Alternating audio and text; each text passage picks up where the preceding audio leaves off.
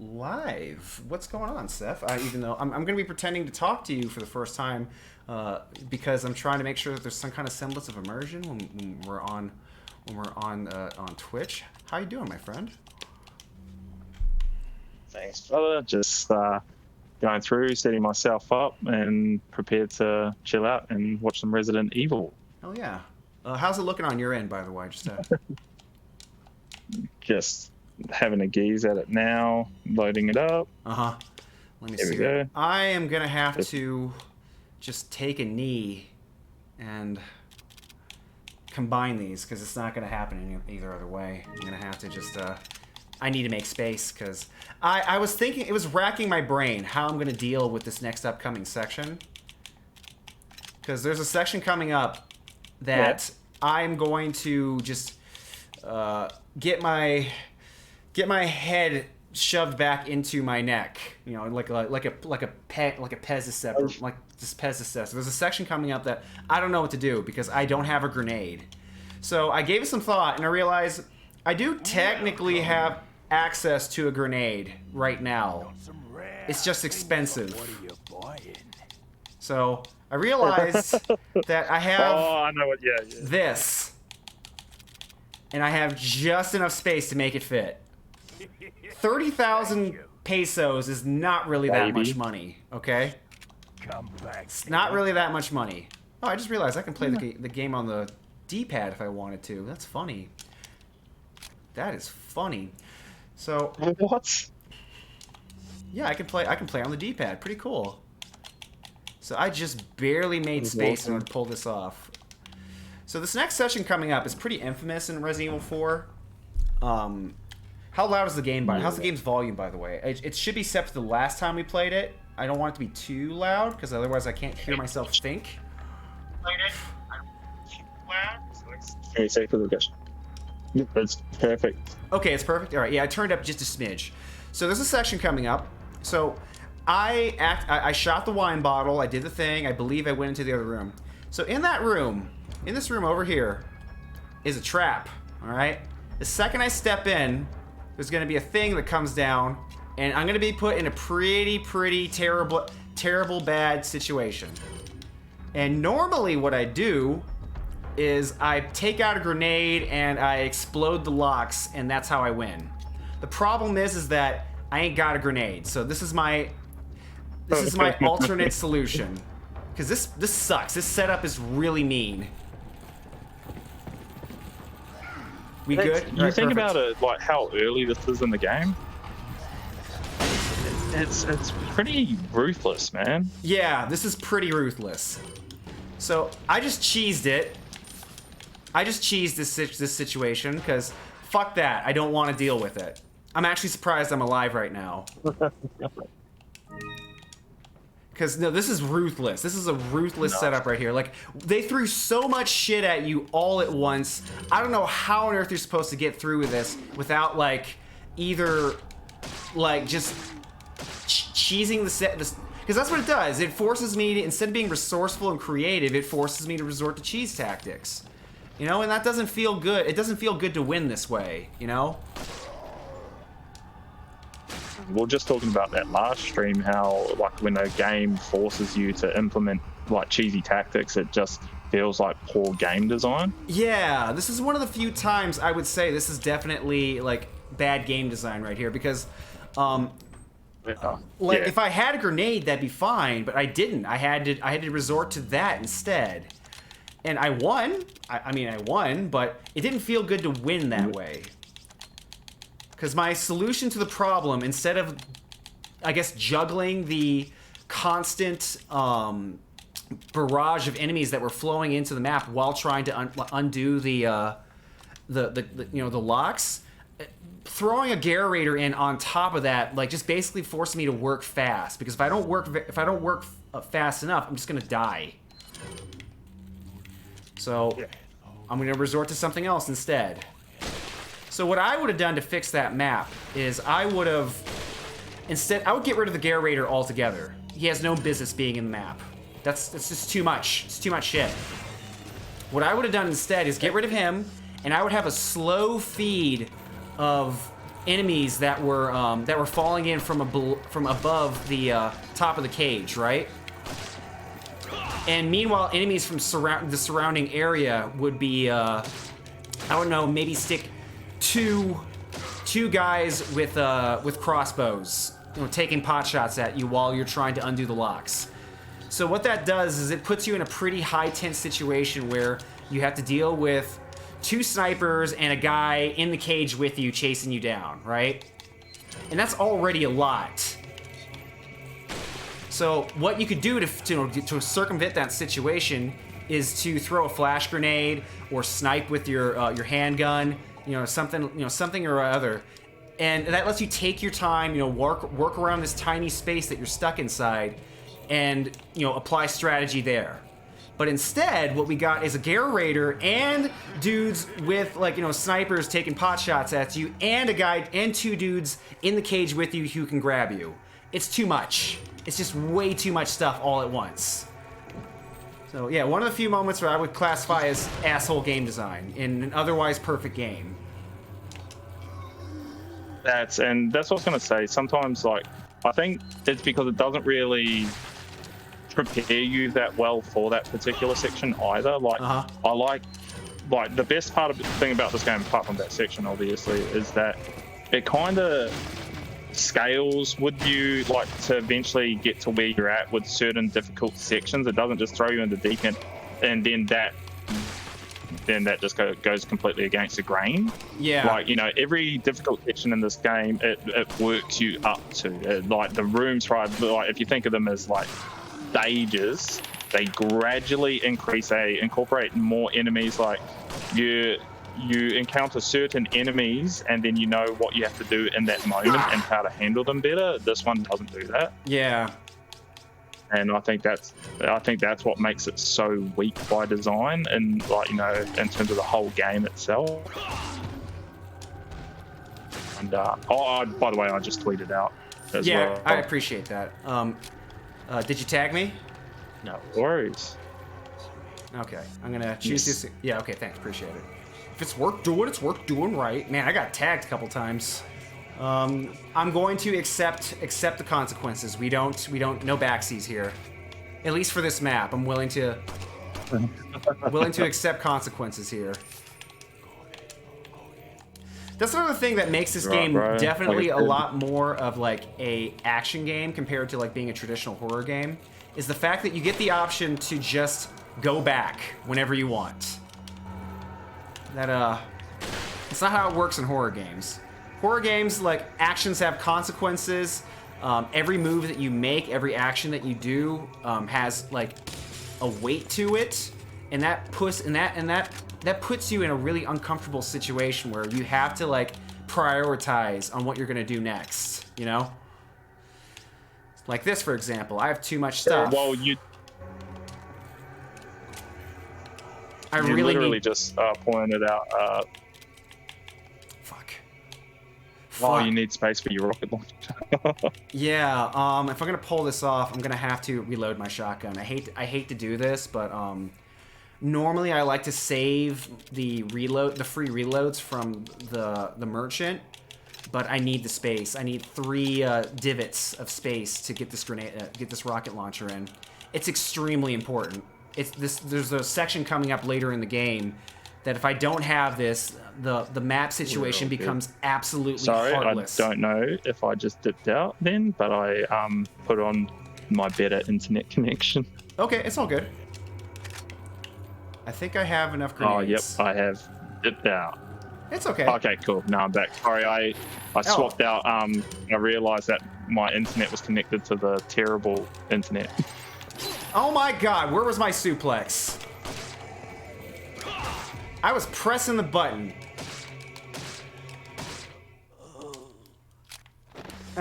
Whatever. At least I get to use one of these. Okay, well, on the bright side, I have space now. Yeah, gotta free it up. That's also one of my favorite things in this game is resource management. Yeah, I mean, that's one thing that's kind of nice about RE4 is that the game still has elements of like survival horror in it, even though the game's not very scary for the most part. But there are still aspects of it that are sprinkled in here and there that make the game still like kind of spooky, scary, just a bit, just a smidge. And that, oh, thank God. Ah! Oh! Yeah, we know what's up. Ah, Jesus, I needed that so badly. What are you selling? Okay, I can go back for all the goodies back that I left behind. Is that all? Okay. Let's see here. Hourglass with gold decorum. Yes, please. We'll save these for later. I'm gonna need them. What are you buying? Okay. Well, shotgun doesn't get a free refill. I forgot. I already bought it. I'm going back for those grenades.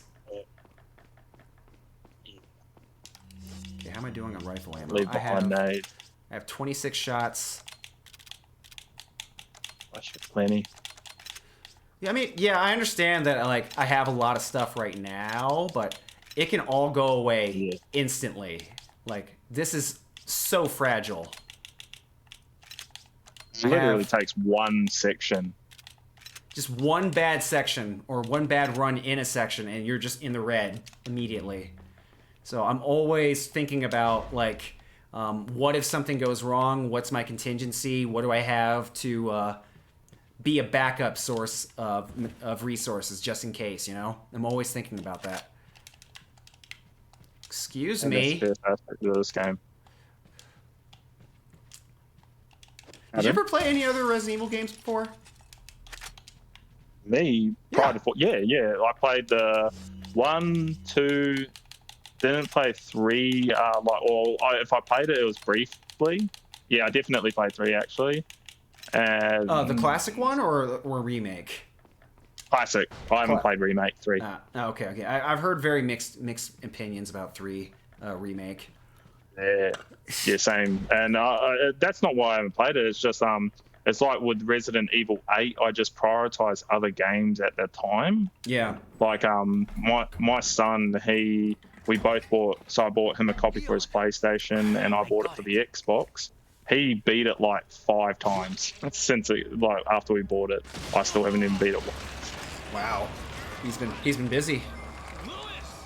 Oh, he goes like that's one thing with my son. I don't think you would have seen it, but he's a big gamer, and he just bought his teacher Elden Ring,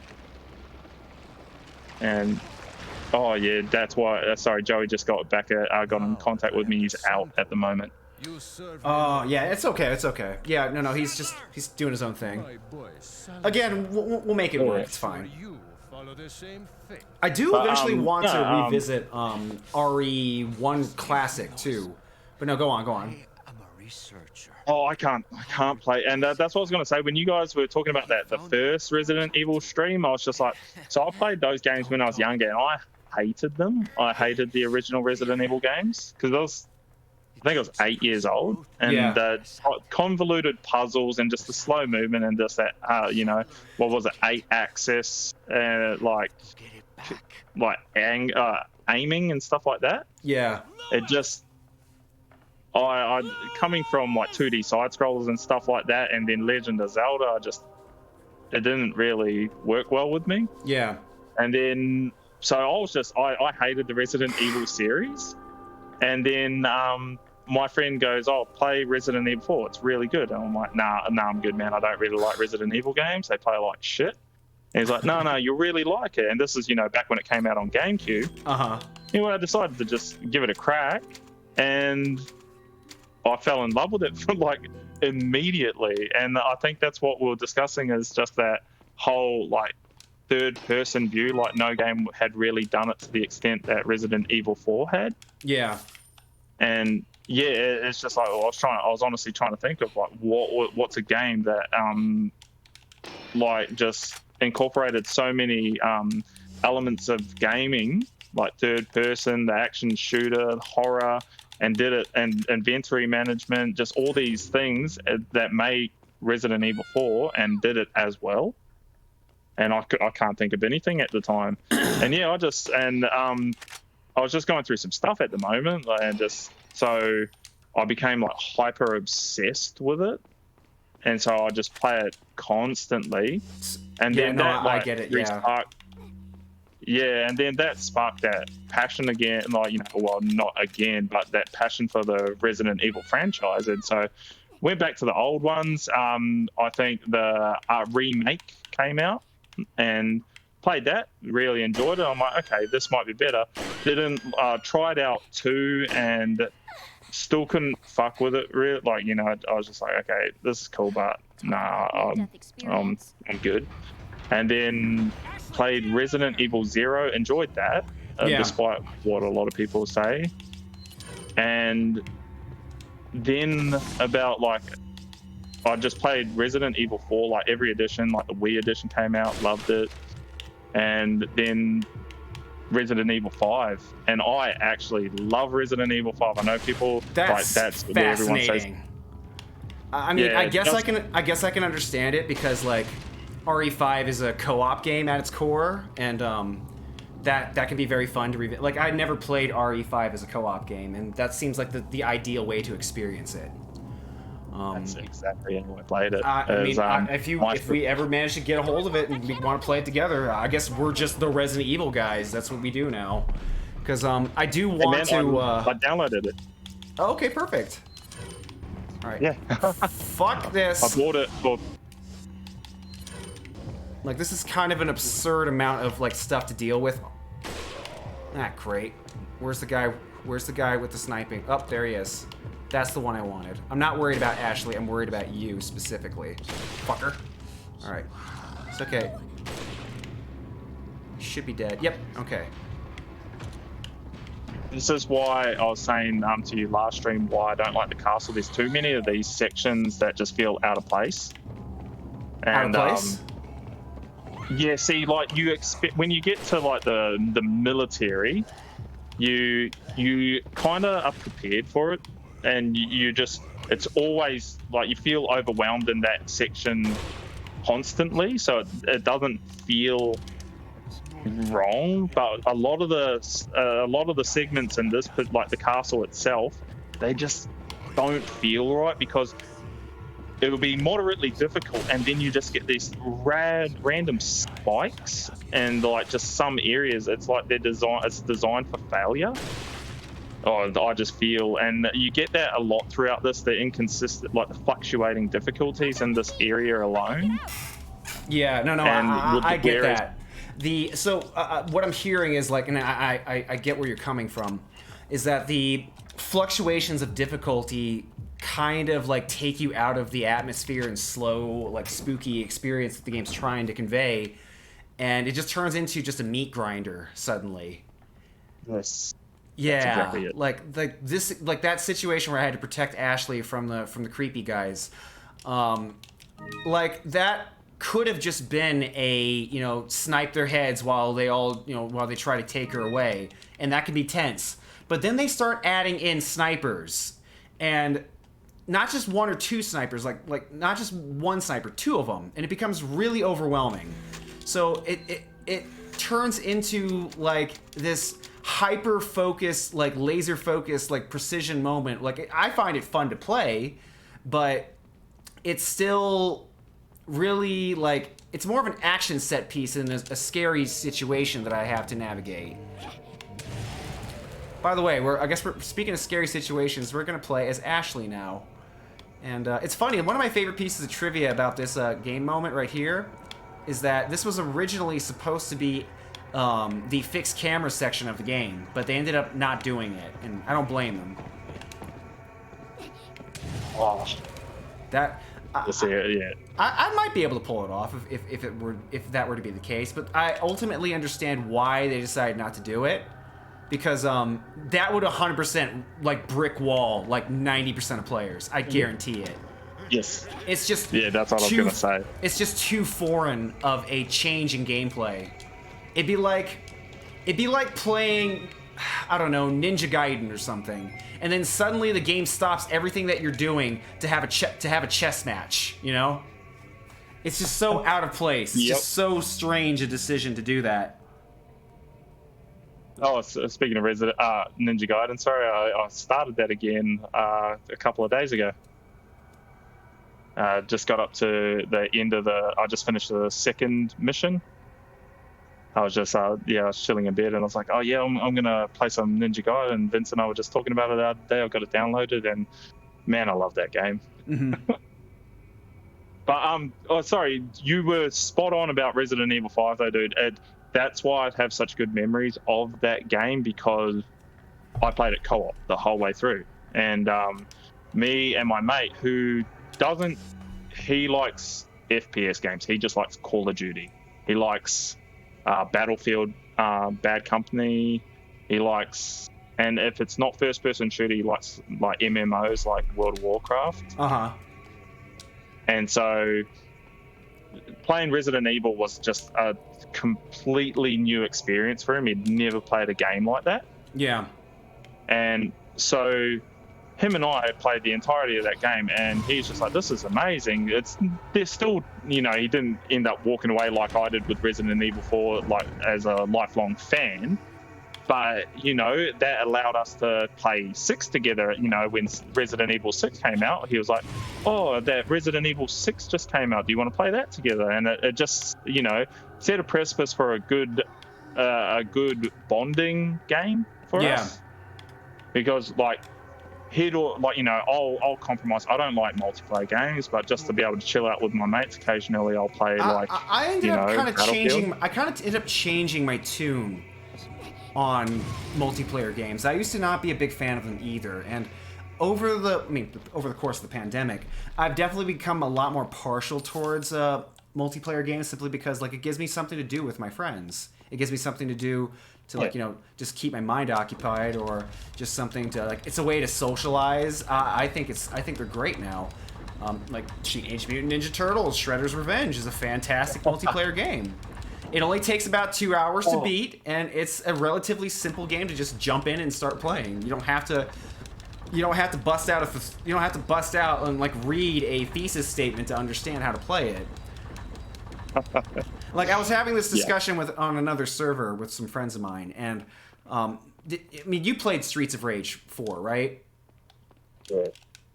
You said that your daughter is very obsessed with beat 'em ups. I'm sure you played Streets of Rage. Yeah. Okay.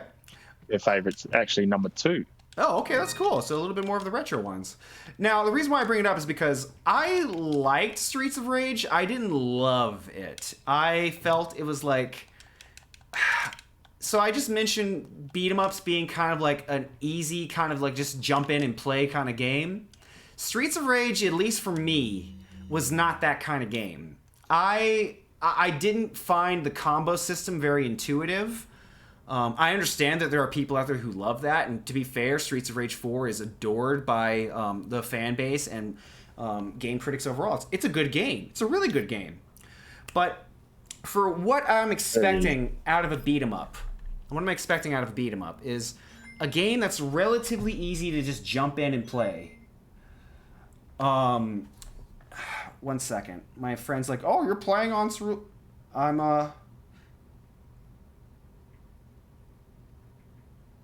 1 second.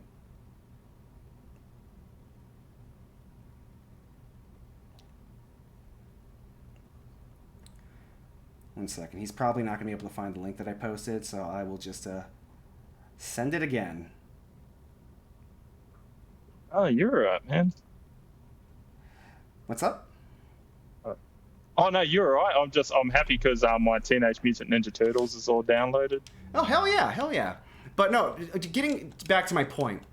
I guess my point is that for a game that's supposed to be just pretty simple to just jump in and play and just just start having fun, I didn't find that to be the case with Streets of Rage 4.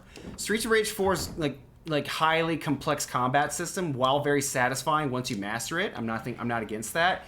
Having to stop what you're doing to go practice the combos when you just want to just have fun with your friends is not great pacing for what a beat 'em up is supposed to be, in my opinion. Because let's face it, I don't care how good you are at video games, you still need at least a few minutes to okay, here's the timing, here's the combos, here's how to space the move right, etc., etc. The point is, it takes practice. All right.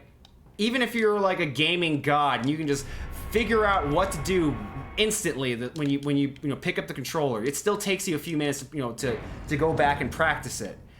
And that's not the case for most players. So that's my problem with Streets of Rage 4, is that it ends up kind of halting time to go have fun with the game because the combat's too complicated. All right? Maybe I'm just bad at video games. I don't know. But that was my problem with it. You probably play it either on default or a little bit higher whenever it comes to beat 'em ups. That's what I was playing, and when I play them, because I play with my daughter, we play on Scott Pilgrim with that I don't even recall. I don't think that even has a difficulty selection, but I'm pretty sure it did. By the way, what's going on, Snowflake? He just jumped into the chat. No, I don't think Scott Pilgrim had a difficulty slider. I don't think it did anyway. It's funny because I play that game all the time and I still forget. But yeah, if we can, like we did with the new Space Jam, we did it with Castle Crashers. I think it doesn't have one either. But basically, any game that has the difficulty selection, we'll play on easy. Yeah. The difficulty slider was the number of players.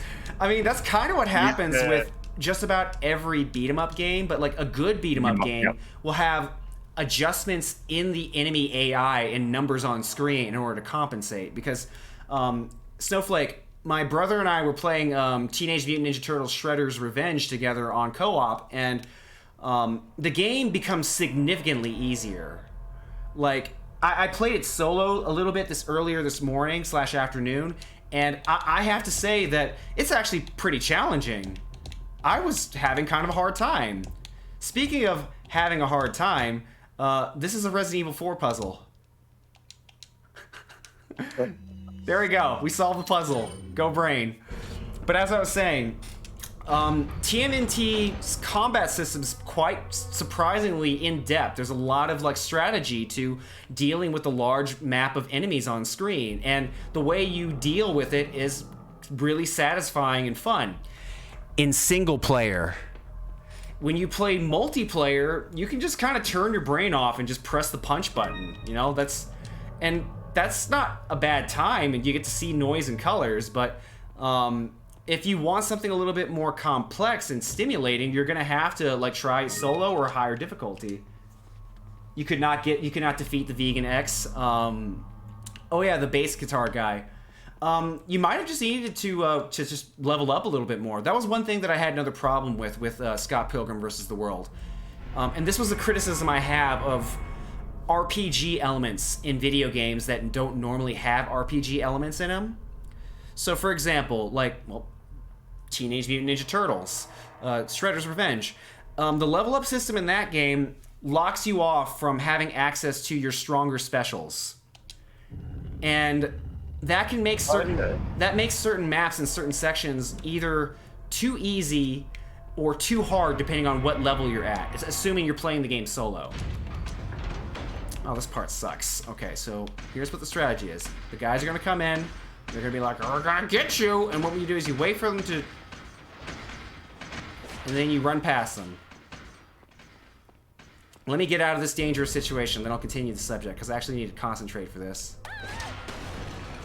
You're a good guy. Okay, let's keep going.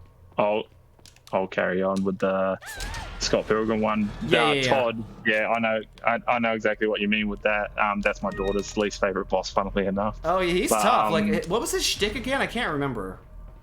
Like he like sticks his hand out and like a big vegetable Akira arm comes out, and it does like a ton of damage. Yeah. Accidentally exit out of the window. That's all good. I'm just doing the Ashley section. This is not a problem at all. Ashley's chapter is pretty much just an afterthought. It's really not that hard. Oh, it's not hard. It's just another one of those things. Like we're talking about Ashley as a character. Like you and I don't really mind. You said you can judge a Resident Evil 4 fan's merit by how they see Ashley. Yeah. And I don't necessarily have a problem with her. It's just she genuinely feels like an afterthought. Just even the escorting sections and stuff like that. They just a lot of the times they feel like an afterthought, but you do need to accept the fact that it instills that fear element. Yeah, because you have to protect somebody else, and that can be stressful. Well, yeah, you kind of, you know, Leon is a fucking weapon, and then Ashley's this defensive woman that, you know, gets fucking captured, kidnapped, and, you know, you always find yourself in situations where you're having to defend her. And, hey, it's the reunion. I'm sorry if I was... And, yeah, it just makes you think a little bit more so you don't get caught up in the mindless shooty, pew. Yeah, it does force you to just kind of focus in and rein in a little bit. Speaking of focusing, this next chapter is a doozy. Yeah, this next section coming up is kind of frustrating. I'm not a fan of this next chapter because the gimmick maps or some of the stuff that you have to do can be kind of a lot. You'll understand in a second. Yeah. I mean, I've played this game so many times that I pretty much know what to do, but for a new player or for, like, you know, a fresh playthrough, it can be very overwhelming for sure. All right, let's make some space because I'm about to get access to a very special weapon. You might know what I'm talking about. Yeah. So there's another secret that's coming up. And most people forget about it, but I guess I'll show. Going backwards? Yeah, you gotta go back for it. So there's a little bit of backtracking. All spoiled thanks to your interruption. It's worth it. Why don't you do us all a favor and leave before the audience... One of those things, though, where you exhaust what you got and then you leave it there until the next one. Yeah. Your biggest sin is over. Yeah, like, it's crazy. Even after not playing this game for years, I can still recall certain strats. Oh man, the writing in this game is so good. Why don't you leave before the audience gets pissed off? Oh man, Leon, you're so cool. Something I'm kind of bummed out about. Something I'm so kind of bummed out about is that, like, Ashley does not acknowledge Luis's death. Like, she's just like, "Yep, he died." Okay, moving on. Like, that's just kind of in poor taste right there. I hope they do something in the remake where they're like, "Oh, Luis is dead," or maybe give Luis more to do in the game because he just kind of just shows up for a couple scenes and then dies. I'm like, that's unfortunate because Luis is a cool character. I like him. Could be a cool character, and like from his little interactions, he's suave. He's you know, he's got personality, and then gone. Yeah, it's kind of like one of those things. I hope they give, like, I know this is going to sound sacrilege to say, but I hope they give Ashley some more to do, or something of more significance and characterization, because you're right, she is a little bit of an afterthought compared to, like, the complexity of the rest of the game. Like, because I mentioned this before, I'm going to keep saying it. A lot of the solutions for, like, having, like, Ashley with you is stick her in a garbage can. That's usually your solution for most of the problems. And that's unfortunate because, like, it doesn't really force me to engage with the mechanics of the game anymore. I'm just kind of just dealing with it by making her go away. Throw your thingy, fucker. Yeah, these guys are, it's kind of a dangerous situation to deal with right now because the sites are really, really dangerous. Just give me 2 seconds, bro. I'll be back. Just gotta... Yeah, no problem. Do what you gotta do. Wait.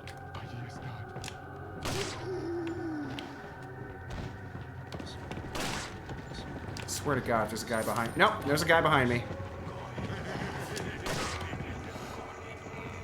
Okay. Now that I know they're all coming in from one hallway. Stop that. Alright. Shotgun time. Fucker.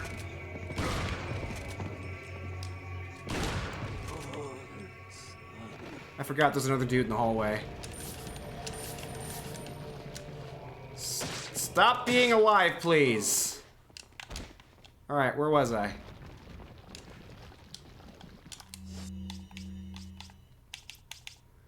Okay, this next section coming up, I didn't forget about this. So normally you walk through this hallway and it's all fine, everything's cool. No big deal. least I think he's in here.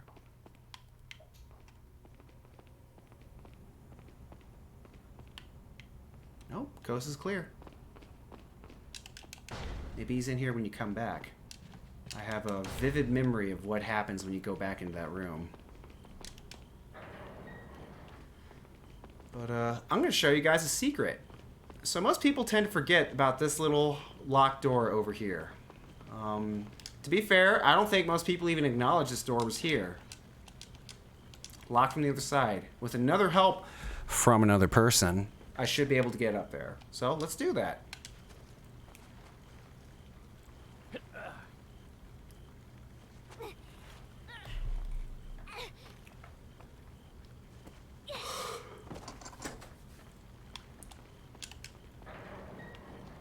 And hey, look at that. Got treasures for days. Let's see what I got. I got some money. I got, ooh, a red herb. Yes, please.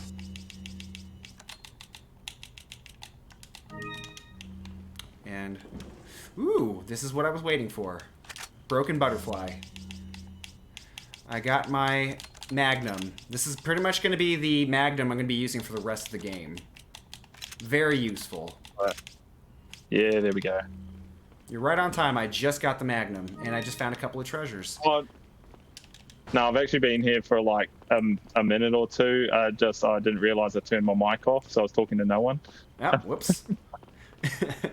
I've done that a couple times. I've started streams where I forgot to unmute the mic and desktop audio, and then I would just start playing, the game or do the workout stream, and I realized nobody could hear me. Can't you throw a flashbang in that room and there's a bunch of crows that die and drop some shit? I did do that already, but yes, you're correct. Oh, nice. I did that already. But I appreciate the fact that you are thinking ahead. Okay. Oh, that's all. I was just like, I swear, and it's all coming back. But what I was saying before, while I was muted, is I love my favorite genre in games is Metroid-likes. Metroid-like. Just anything. So like a Metroidvania? Yeah. People tend to get upset whenever you say Metroidvania, because everyone's like, Metroid was the original one to do it. And I'm like, yeah, well, Castlevania popularized it, so get over it. But Metroidvania is just that whole, when you get the ability to go back and access areas again. Yeah, I'm familiar with. That's why I say Metroidvania, because it just puts gigantic map and backtracking into your brain. You can't help it. You just recall that information immediately. I did not know that was like a big point of controversy or like contention, which by the way is a really weird nerdy thing to like a hill to die on. Like, come on, man.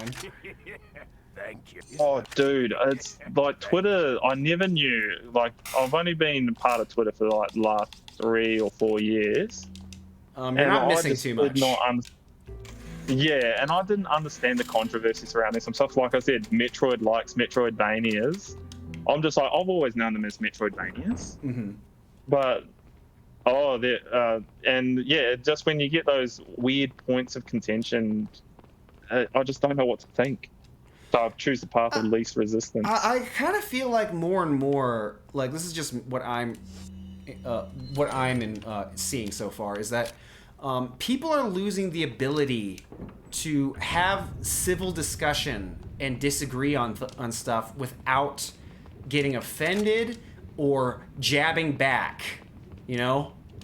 Like, can you recall a time when you had an internet interaction where you disagreed with someone and they threw a jab at you as a person or a character, at your character or your personality or whatever? Like, there's always this implied, you're a fucking idiot, you know, when they disagree with you. You know, like, they can't just be like, I disagree with your point, here's what I think, here's my reasoning. You know, just keep it simple and objective, you know? But they always got to throw in a little bit of, whoa, you're fucking stupid because you disagree with me. Like, that's not how discussion works. That's not how argument works. No. Snowflake says Twitter's problem is pretending that some boogeyman exists based off their opinion and proceeds to attack anyone who remotely resembles that made-up boogeyman. What, you disagree with me? You know, I've seen that bloody tweet before, Snow, and it's exactly like it's so spot on. Fuck, fuck, fuck, fuck, Yeah, fuck, fuck, it's fuck, cold. fuck. Fucked. Come on, come on, come on, come on. Fuck you. Yeah. Fuck off. Gotcha. Go fuck yourself. This is another map that I would consider asshole game design. Because if I don't get rid of those two guys as soon as possible, this map fucking sucks. Alright?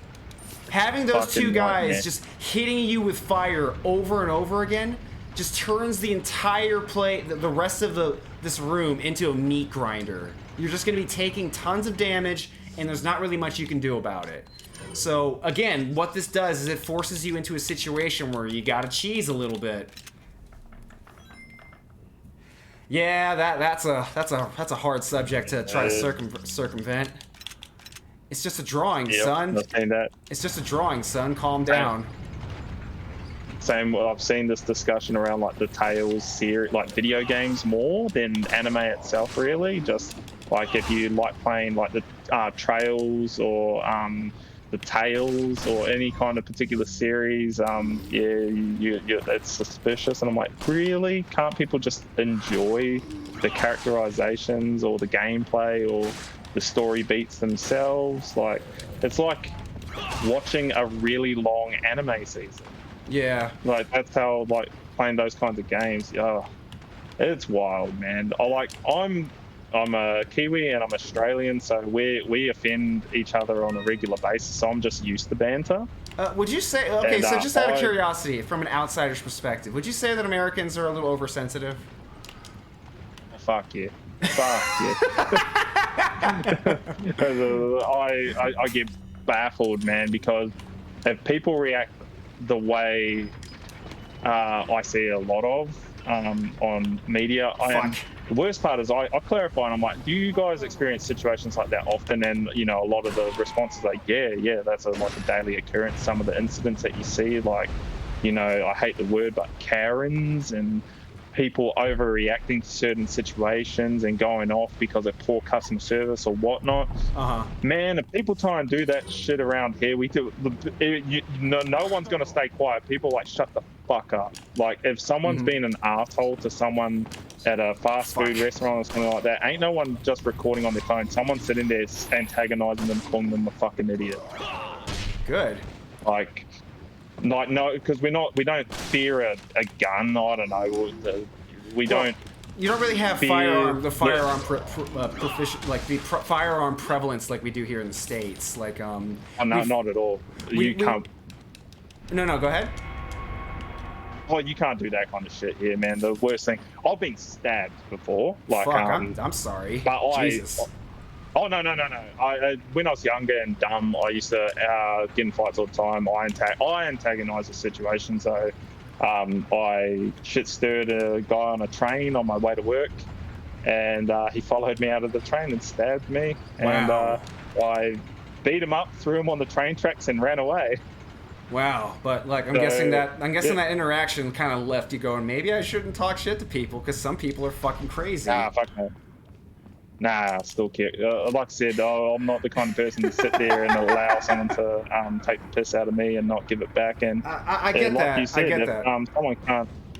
If someone can't handle you biting back, despite being the antagonist, then that's on that person. Yeah, I feel that. Me. I mean, I'm not saying just let people walk all over you. I get that, but in the States, what we have a lot of is just entitled behavior towards like receiving a service or thinking that you're better than someone else. That happens so often.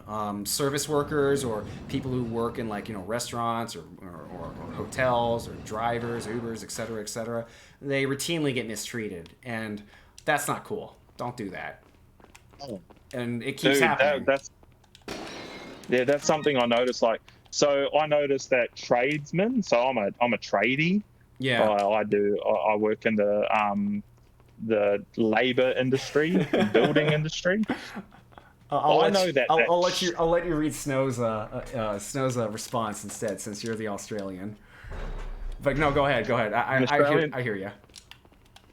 Yeah, and I know one thing, like, and it's around the world in general, like, tradies are looked down on because they're underpaid jobs and stuff like that.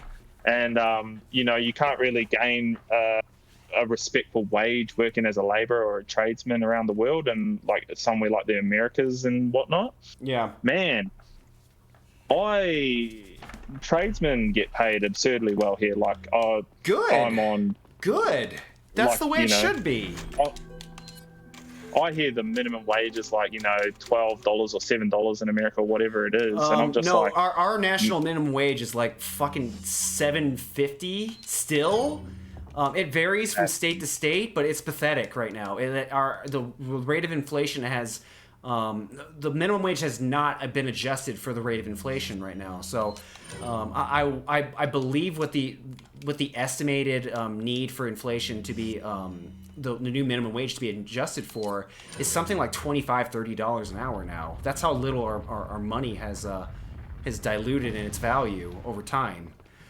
So dude, it's not sustainable right now. It's no wonder that more and more people are getting so frustrated. So I'm glad to hear, at least in Australia, you guys treat your peoples much better. Good for you.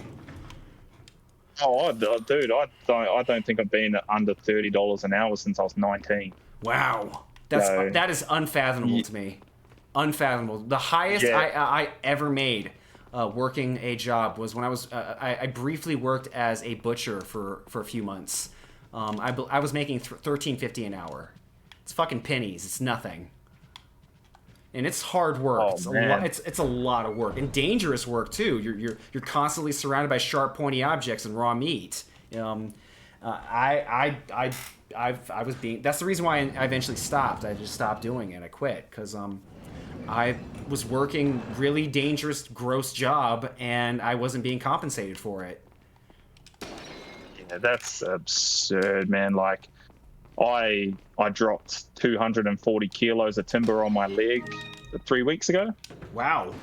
And it didn't snap in half, thankfully, because it dragged down, but it took the whole front of my shin off. Jesus. And took it down to the bone. What was that, sorry? No, I'm just like, that's just insane. I'm so sorry. Snow says his no. highest pay is 19 an hour. That's respectable. That was 4 years ago? It's not. That's probably about $25 Australian. That's good. It's not great, but it's respectable. Yeah, and when I did that, my boss was like, "Oh, do you need to take time off work?" And I was like, "Nah, man, we'll wrap it up and I'll get back into work." And he's like, but, sit your ass home. Sit your ass home. Here's some vacation pay. Rest and recover. Well, see, anytime, like, if I don't need to take time off work, I don't. I put a lot of pressure on myself. I hate, if I don't go to work, I hate the idea of, it's not even like the pressure that I'm put in by the job itself. It's I hate letting down my workmates. Like, if I'm not there, it puts the pressure on them to have to do it themselves. And I'm just like, I can't do that. I'm just I get that, but at its core, though, like, the person, the manager, the upper that's me.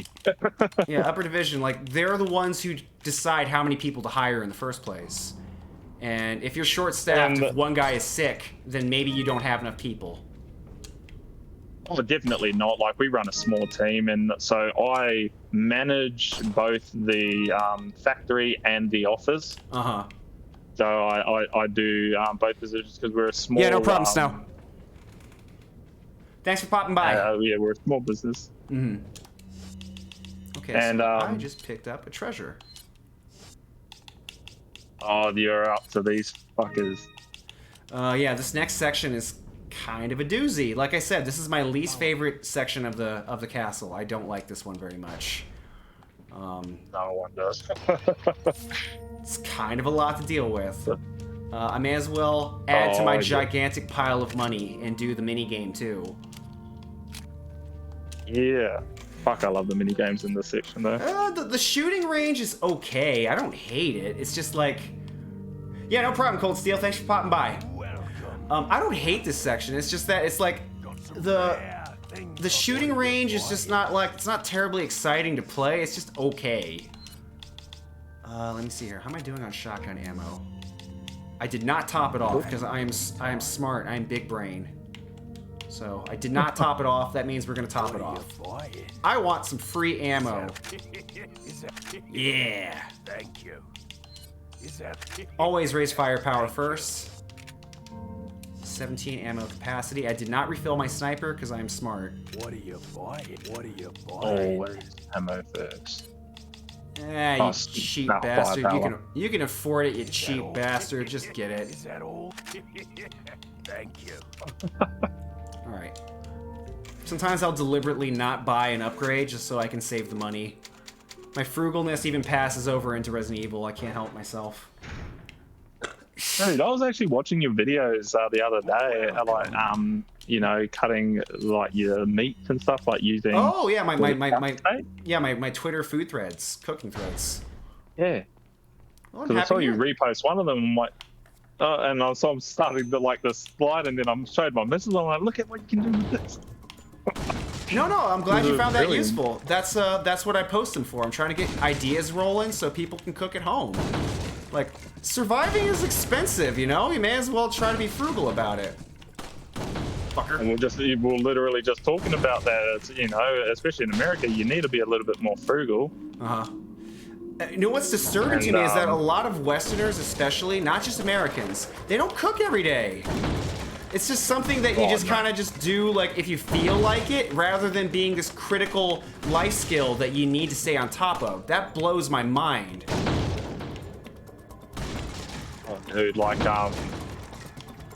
yo, nice. Like my partner and I, so we alternate, like, because she works shift and I work the same hours. So if she finishes an early shift, she'll do dinner that day. If she's going to work late, I do dinner, but we cook.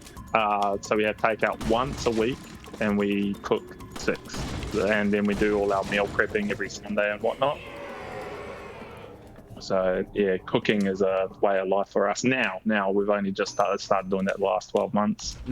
Well, the important thing is that you started. That's the important part. Because I know so many examples of people who basically live off of fast food, and that blows my mind. Like that is very expensive. Like going out to, like, I don't know, like a fucking McDonald's or something can usually run you like $20 to feed like 2 people. Fuck. I may have just messed up the run right there. Fast food sounds cheap on paper, but it really isn't. Like, if I were to go to the grocery store and pick up, like, I don't know, like a dozen eggs, that's gonna cost me about $4 on average, maybe a little bit less depending on the quality. Okay, I missed 2 targets, but I still got them. Good. That blows my mind that not everyone. That I've adopted. Like, yeah, because like you said, instead of going to Macca's and you know, paying 15, because our Macca's is stupid expensive here. I think a large, like, quarter pounder meal is 15 or 16 bucks. And man, I can go and buy a steak, a bag of frozen chips, like a kilo bag of frozen chips, and you know, a salad mix, or just make my own salad, and they'll cost me like $9 total. Wow. Yeah, your food prices are way different here than compared in the U.S.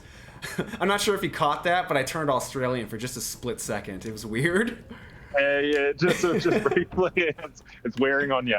Yeah, no, it's weird. Okay, so speaking of, it's funny. I brought up, I worked as a butcher for a little while.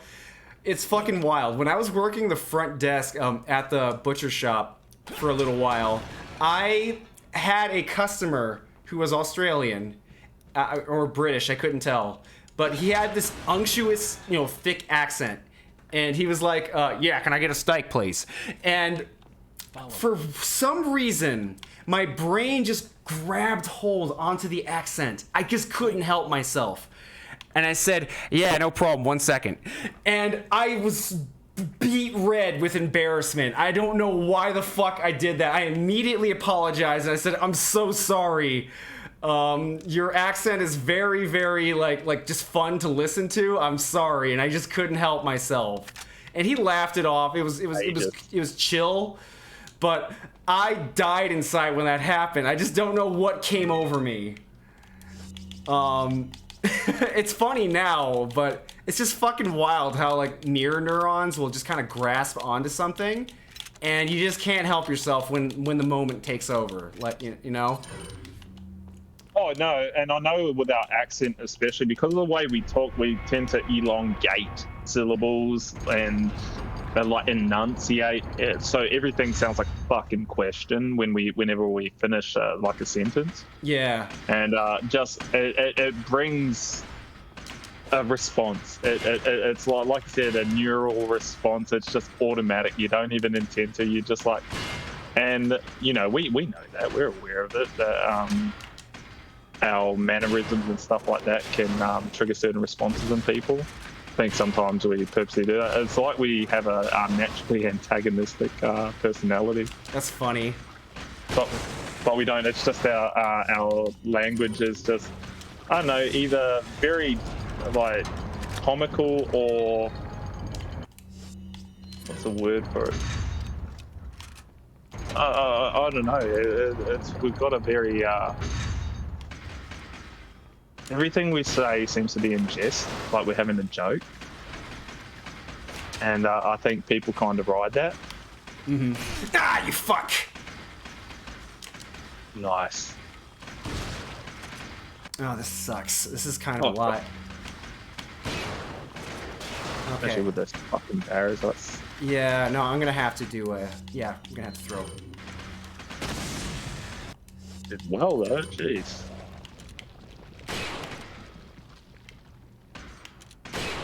Why do you have so much HP?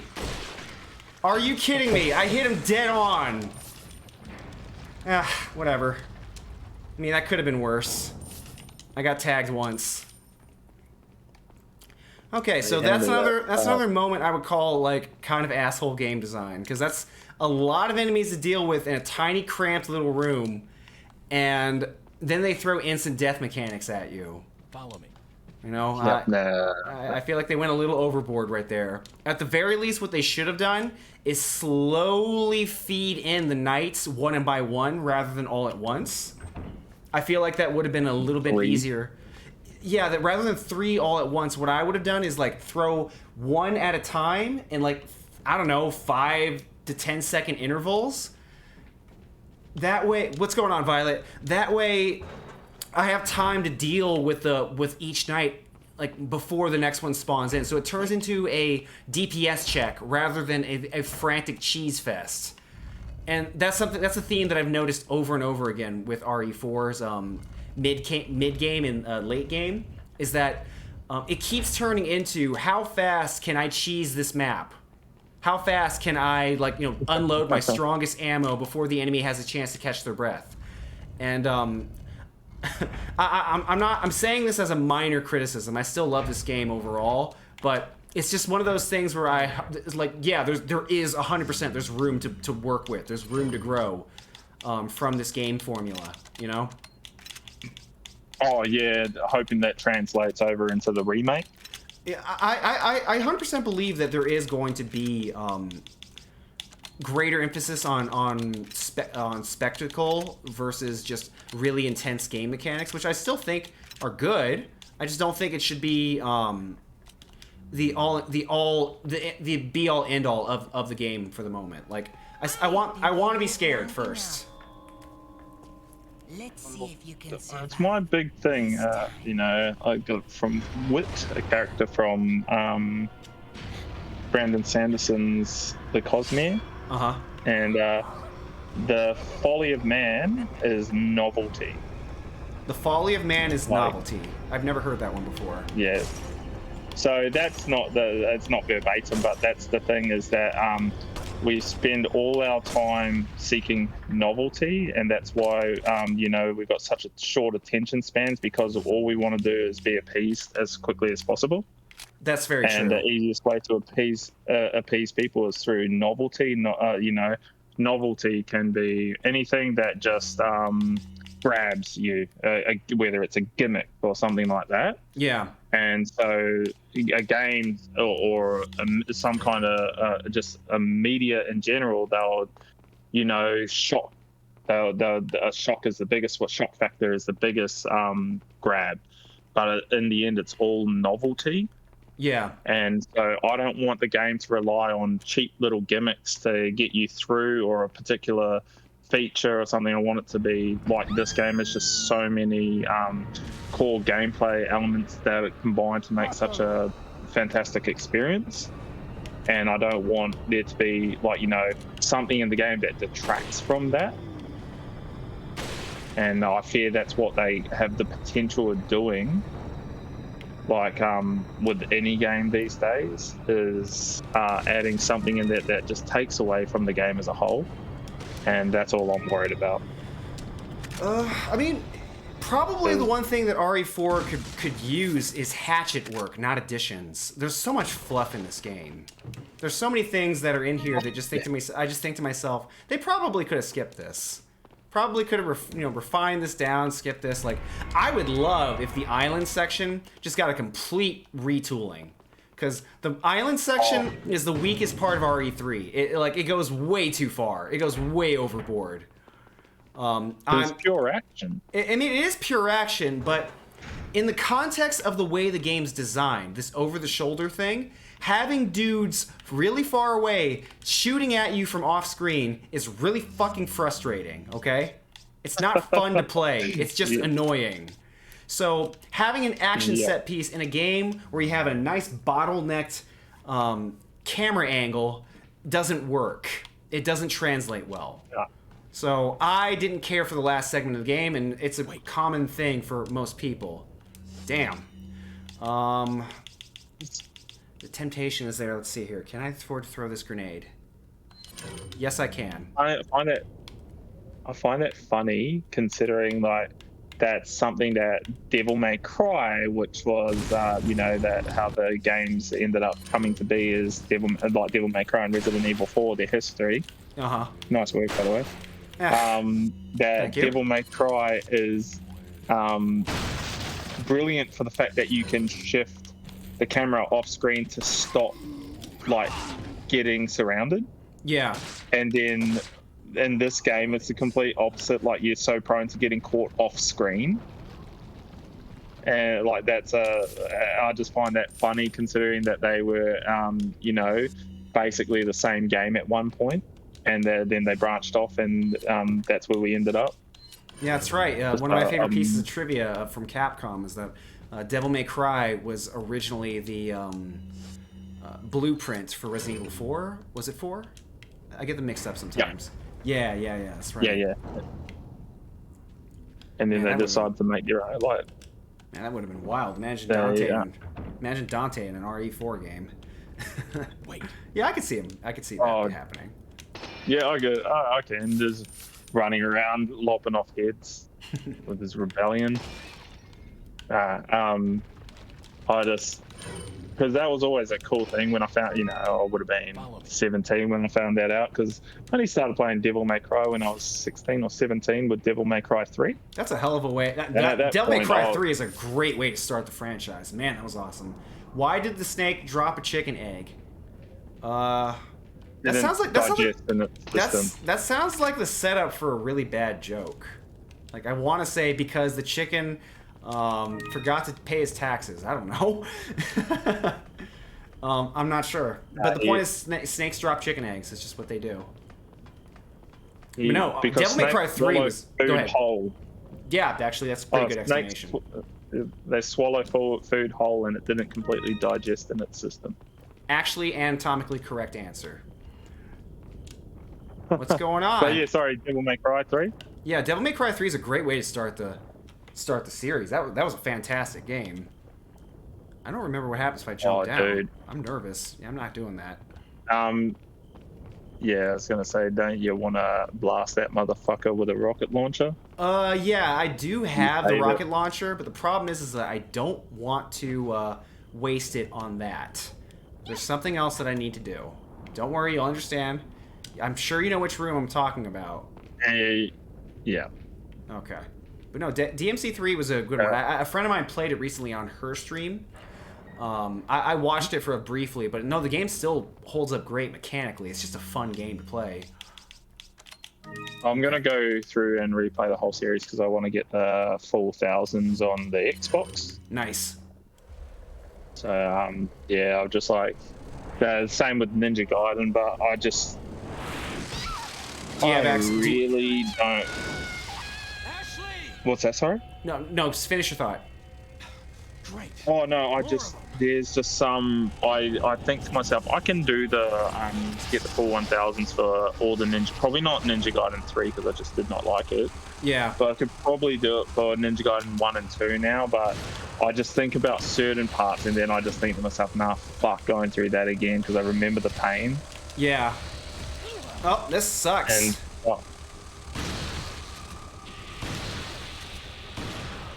this is why I always blast that fucking section. No, the reason why I want to try to get as many gems as I can, because they drop gems, so it is worth the risk. And yeah, because you can combine them and into the lamp. Yeah. No, yeah, those guys are awful. What they do is they'll grab onto you and spew acid on you. It's a bad time. Yeah. Okay. Now this, I do have a purpose for it. So, forgot about you, but don't worry, we have plans for you. So, I hate that I'm doing this, but it's okay. I saved the reload for a reason. Only took 2 shots, pretty good. I'm not sure why shooting a nest causes it to fall to the ground, but this is why I did it. Because I gotta make that cash, son. Give me a blue, please. Give me a... Yes! I got a blue. Yeah, I got a blue. Those are the rarest ones. Yeah. Okay. So I wanted to do that because it lets me do this. Visitors are just shitty enemies in general. I don't hate them as a concept. I like their design. I've always gravitated towards like insect-like monsters. I think they just look cool. I just like insect-like monsters. It's just a fascinating character. It's just a monster design I've always enjoyed. That's fair enough because you can make them so fucking grotesque. You know, I'm a big bad Kiwi. I'm fucking. I'm sorry, but what is Kiwi referred to? I don't know what that means. Oh, New Zealander. So, you know. Okay, Kiwi. So like the kiwi bird or the fruit? Yeah. Okay. So we refer to ourselves as Kiwis, and that's you know, I'm oddly endearing. That's oddly endearing. I like that a lot.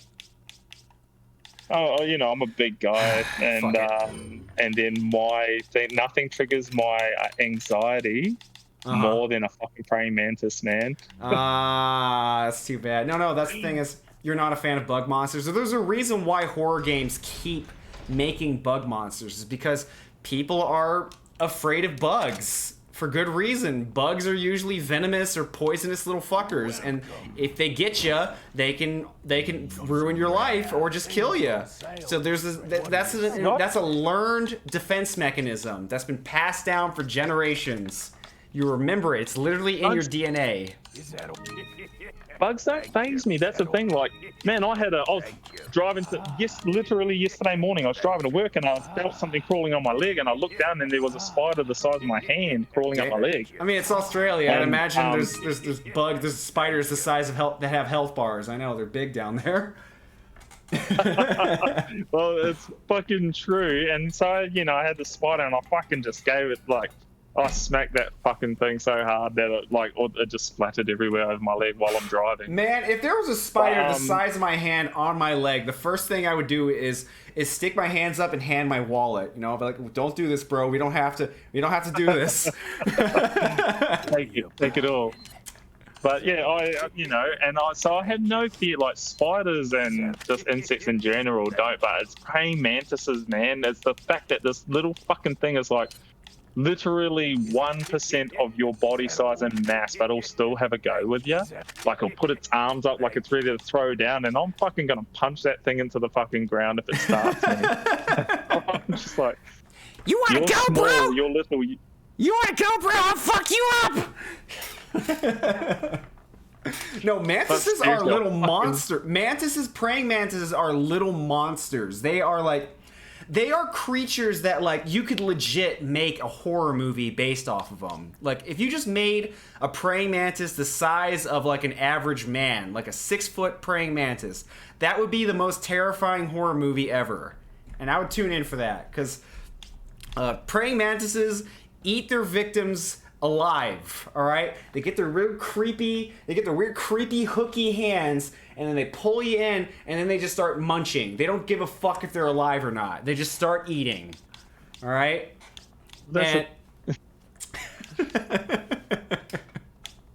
No, I get it though. I get it though. The closest thing in this that comes to in Resident Evil 4 that comes to a mantis is probably Mendez. But man, you could exploit that fear something fucking fierce, eh? Mendez. No, Mendez turns into a centipede, doesn't he? Yeah, Mendez. Centipede. It's just those big fucking arms. Oh yeah, just like, that's right. Yeah. No, he has like the big arms that like kind of come out of his back. I'm thinking of his torso. Yeah, his torso. He like, and then he like spreads out into a centipede monster thing. And then you shoot him in half, and then he does the section where he's flipping around like an asshole. I remember now. Yeah, that's right. U3, not really. U3 was, he had like a whole bunch of things going on. That's like where it's no longer just one bug reference. It's a whole bunch, right? Yeah, it's fucking all of them. And yeah, that's all it is. They just got all the bug DNA and combined it to make that big fucking mess.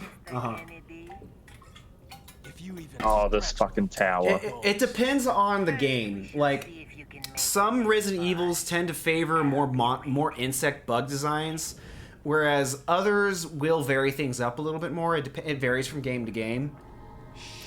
It does get a little bit samey when you just start expecting the same kind of like monster design over and over again. That was one problem I had with Resident Evil 7. The only monster design that was pretty much in the game was the molds, and that's it. There was no variety at all. It was just the same monster over and over again.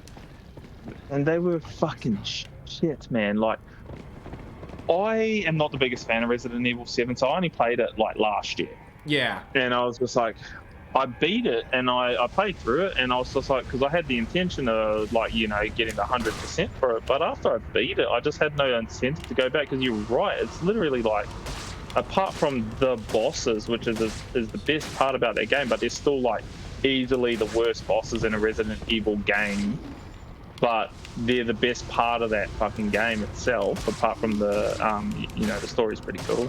Do you think Resident Evil 7 is overrated? I'm getting that vibe. Oh, overrated as fuck. Wow, overrated. That's powerful, because like I was watching so many like just video game essays talking about RE7, and they're obsessed with it. It's like, this is the next best thing. This is video game Jesus. It's great.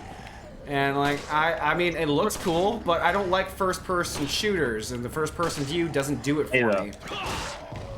Neither. And like, that's why I'm so stoked about RE8 getting the third-person mode. Wait, RE8's getting a third-person mode? Wait, yeah, what? Bro, DLC. Yeah. Wait, so the entire game's the same, but it's like the camera view's been changed. Yeah, so it's basically Resident Evil 4 Part 2. Holy shit, dude, do me a favor. Please send me that. Please send me footage. I need to see this. That sounds amazing. I'm gonna get hit. Yeah. Ah, fuck. Okay. This part sucks. Like, I don't know. Sometimes I get hit, sometimes I don't. Okay. So, that was a little close for comfort. Okay. Okay. big area. Gotta hurry. Fucker. Like, normally I would just run past, but it's not worth the risk. I don't want to get tagged by a fireball. So we're gonna just... Fucker. Alright. That should have neutralized the threat. I'm even talking like Leon. Good lord. Neutralize. No, that's great. I had no idea. So you can replay the entire. You can play the entire game from over the shoulder position. I'm just typing it in now, just so I can share it on Discord. Yeah. 88 third person. How's that gonna work? Won't they have to like add a whole bunch of cutscenes? Like that's literally like restructuring the entire game, isn't it? Yeah. All right. So I got the article. Copy. I feel like such an old man whenever I use a computer, man. They could add odd cuts too. I mean, I still want to play it. Like just the change in camera perspective, and like my understanding of RE8 is that it's a love letter to RE4, and all right, I'm down for that. Yeah. Yeah, I just tagged you, bro. Yeah, sweet. I'll send the article to Discord. Yeah, please. I'll check it out after the stream. We still got another 40 minutes. We're doing good. Hey, bro, like I said, I'm just chilling. Yeah, I mean, we'll see. It all depends on how I feel, because I have a workout stream tomorrow, and I want to be fresh for it. I'm really like I guess just I guess plug my channel a little bit. I run a Twitch stream of my own on my channel, and on my channel I do mostly action games, and I do workout streams. So I've been teaching isometrics lately. Isometrics require no. Well, I appreciate that. Isometrics require no equipment at all. You literally just do slow static flexing with slow static flexing, and you put tension on your muscles, and what that does is it stimulates muscle protein synthesis and helps them. It just sends the signal to the brain, hey, help these muscles grow. So you won't get jacked, training this way, but it's a very old-fashioned martial arts training method. It's a great way to harden muscles, develop some strength. If you have limited mobility, isometrics is a really good way to train. I would recommend it. So I do workout streams on 1 o'clock on Mondays, Wednesdays, and Fridays. Go ahead. Oh no, I was going to say I was actually going to watch one of yours because you do a lot of isometric because I do a lot of fighting. Yeah. So I do a lot of boxing, a lot of martial arts, awesome. A lot of jiu-jitsu. So yeah, well versed with isometrics, but just because my partner, she does most of her workouts is body weight and isometric workouts because of her back issues. That's good. So I was just gonna throw on one of your streams for her to watch tomorrow. Oh hell yeah! I'll gladly do my best to demonstrate. And the thing is, like the videos stay on Twitch for quite some time, so you'll have plenty of time to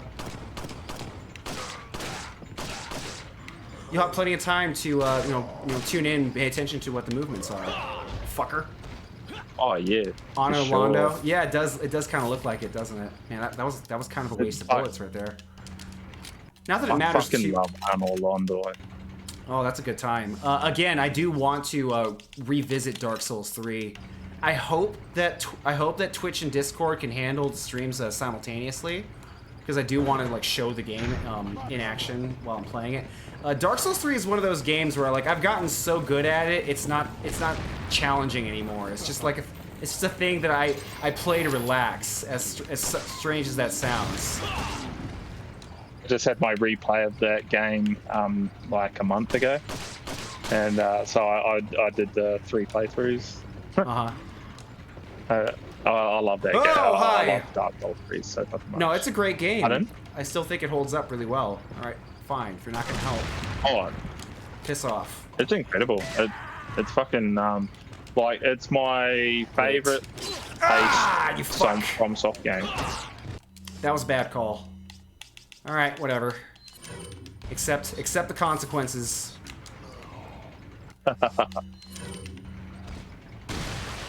Yeah, the problem with that though, Dark Souls 3, is I think it's peak Souls game. It is. I would say that particular formula, Sorry, you carry on, man. No, I agree with you generally. I would say that Dark Souls 3 kind of achieved what the formula is capable of, the heights that it's capable of reaching with the limitations of its combat system. You're not going to get any better than that at this point. No, and that's what the problem with doing that. Like, I should have when I after playing Elden Ring, I was just like, I just really want to play Souls games, and so I jumped straight into Dark Souls 3, and I'm like, fuck, I regret this now because it's just so well done that you can notice the flaws in Dark Souls 1 and 2. Yeah. And so I went back and I did one playthrough of Dark Souls 1, and I was gonna do the 100%, but I'm just like, fuck, It's not fun, is it? I don't really care to. Yeah, No, like the motivation is just kind of gone. Violet says I'm still waiting on FromSoft for AC6, Armored Core 6. I never played Armored Core. I heard good things about it though. Dude, so that's a how I went into my tangent about my mate that doesn't play he doesn't play anything but first persons and MMOs, but he loves Resident Evil 5 and 6. That's funny. So I got another mate who doesn't play anything but racing games. But what he the loves fuck? Who are these that. people? Are there like literally 5 people on the planet who like racing games? I got a friend who just won't shut the fuck up about them. He means well, but I don't play them, so I don't understand the appeal. So Alex is he's the kind of person, he has a pretty intense job, so he just racing games provide him with that challenge, but familiarity, because he just likes to think he's a NASCAR racer. Okay. So it's it sounds like it's a comfort game. Yes, that's exactly it. So, you had a big ass day and you just want a game that you're familiar with and you can just fucking chill out to. And so that Forza and stuff like that are his bread and butter. And I don't know what it was. And he likes fucking Transformers. So I was just like, have you tried Armored Core? And he liked the idea of like Devil May Cry and like my hack and slashes. Yeah. And I was just like, he's just like, nah, I can't get my head around that stuff. I'm like, why don't you try Armored Core? It's a bit simpler. The mission structures are a bit easier to follow and stuff like that. You might prefer that. And then he started playing it, and then he just became obsessed with it. It's like apart from like his racing games, it's the one game he'll always make time for. I just found that funny because I haven't thought about Armored Core in ages. That was kind of a cheap shot. You can bridge the corridor shit, man.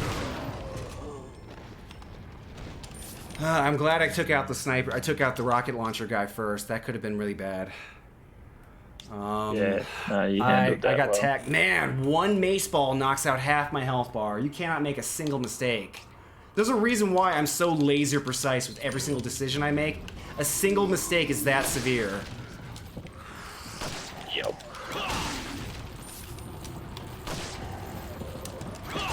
So I'm still thinking about that. Like you said, why Resident Evil 4 is so accessible is it's not as consequential in your actions as every other horror game, and it's fucking spot on. Mm-hmm. I've played a lot of video games, so I think I like to think I know what I'm talking about. Okay. I know.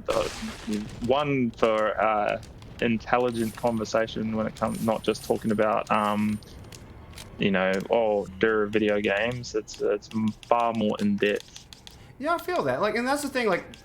It's just one subject. We can jump from whatever you want, but that's kind of the whole point of discussion. Is that you go from one thing, you find something fun to talk about, and then you jump to the next subject. It's like you don't have to be held hostage to just one thing.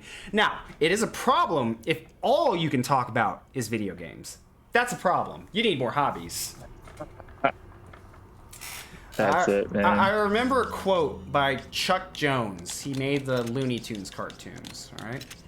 And he said that in order to be a great writer, whether it's, for cartoons or whatever media you want to do, is you have to read and experience everything. Try everything.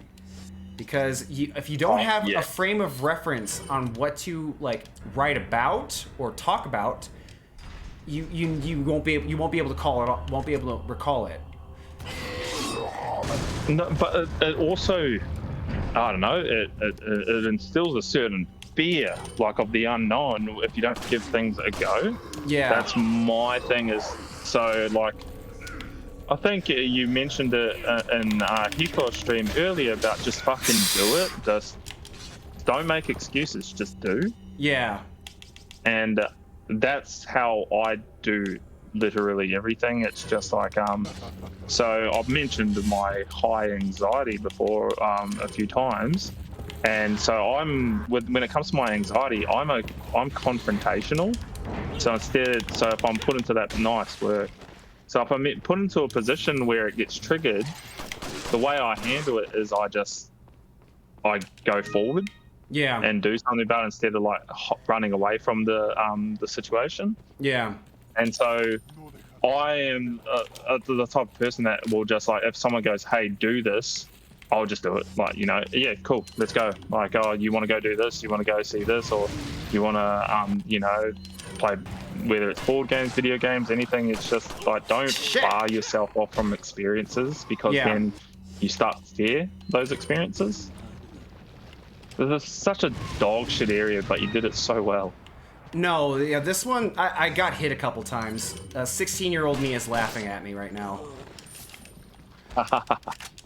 This is another one where I hate the setup.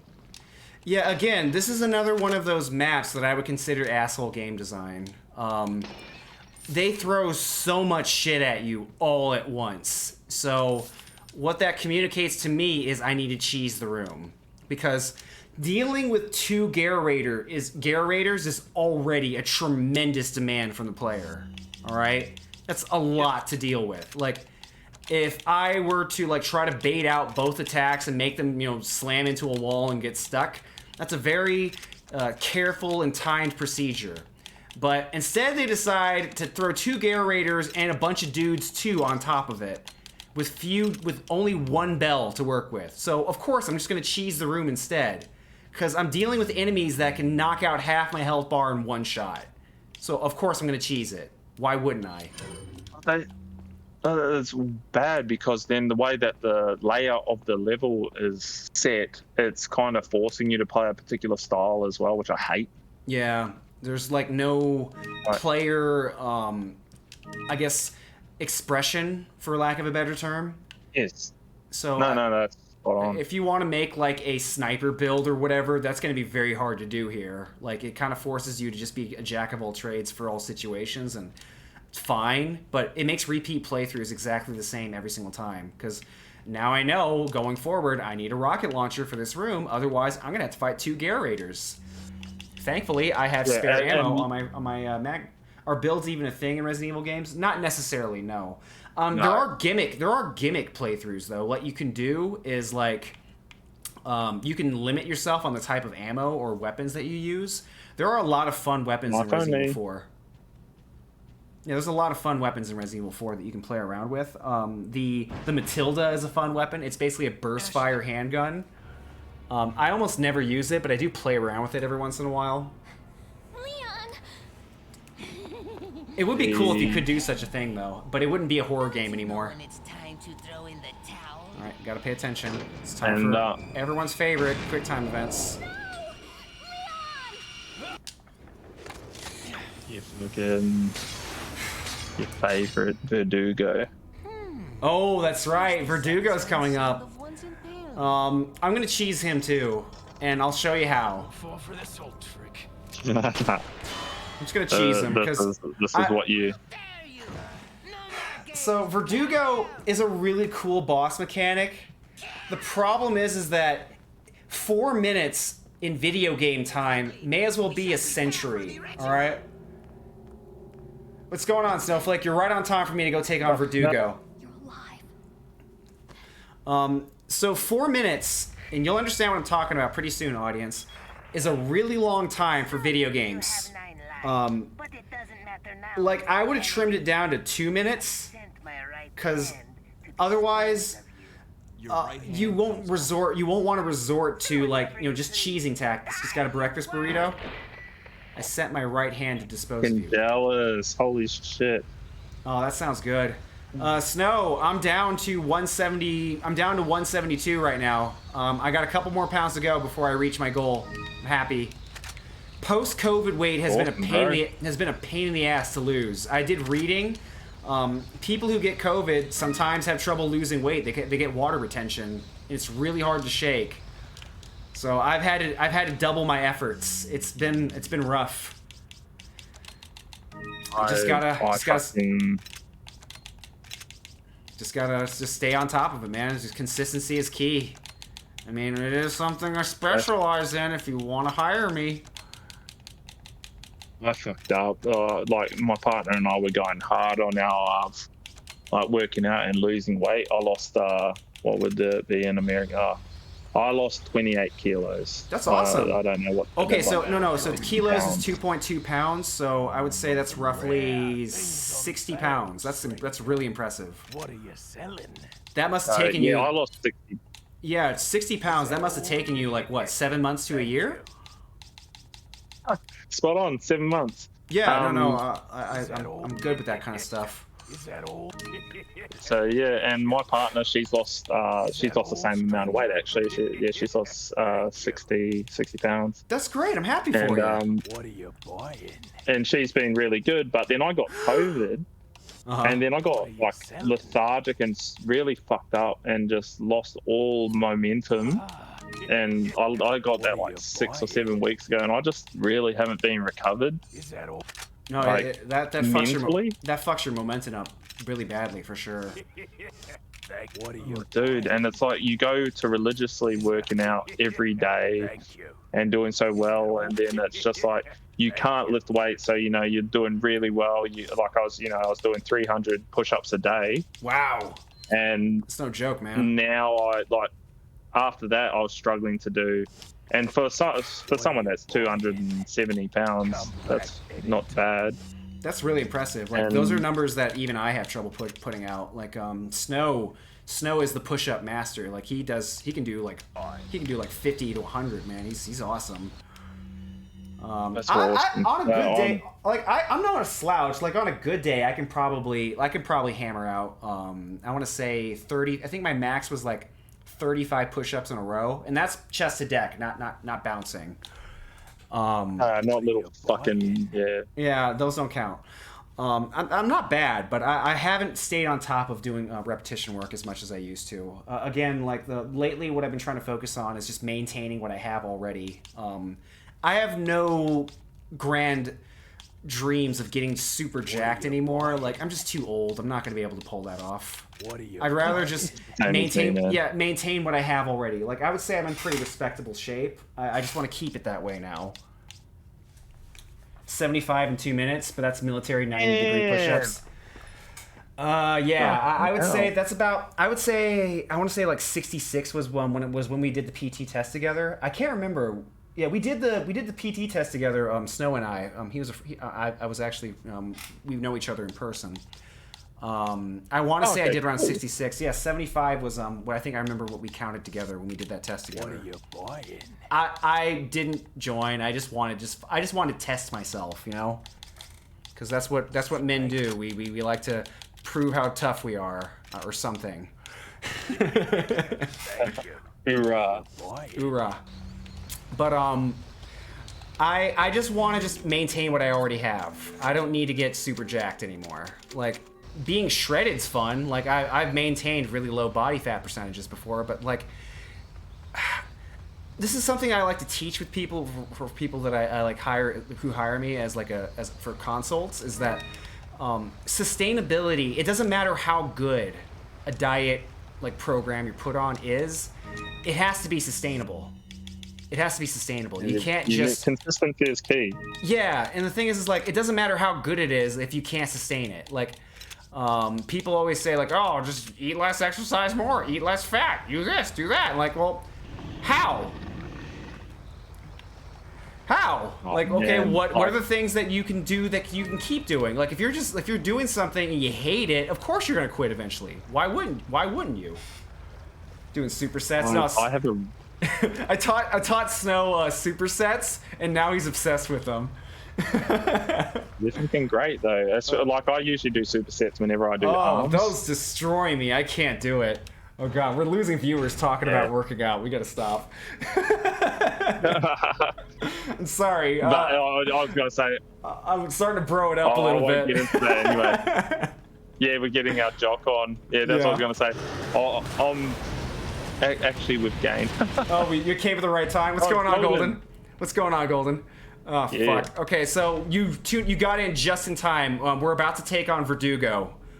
As I was mentioning earlier, Verdugo has a really cool concept for a boss fight. All right. So right now I'm in an elevator shaft, and the elevator doesn't work, and the weird creepy man is in the room with me now.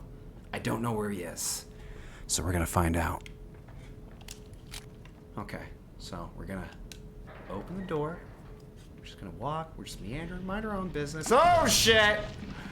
Okay, we gotta move. We gotta move. So right now, Verdugo ain't having none of this. He wants me to die. So what we gotta do is we gotta go find a way to get this elevator activated. Stop that. This is a cool section though. I really love this. Like, what this does is, it's not really, I mean, it does apply the game mechanics, but it's more of a Twitch reaction test. Okay. Dude, can you not? Can you not just give me a chance to just do my thing, please? It's a power unit. Turn the power on. And then they pull this shit. Here we go. This is the key moment here.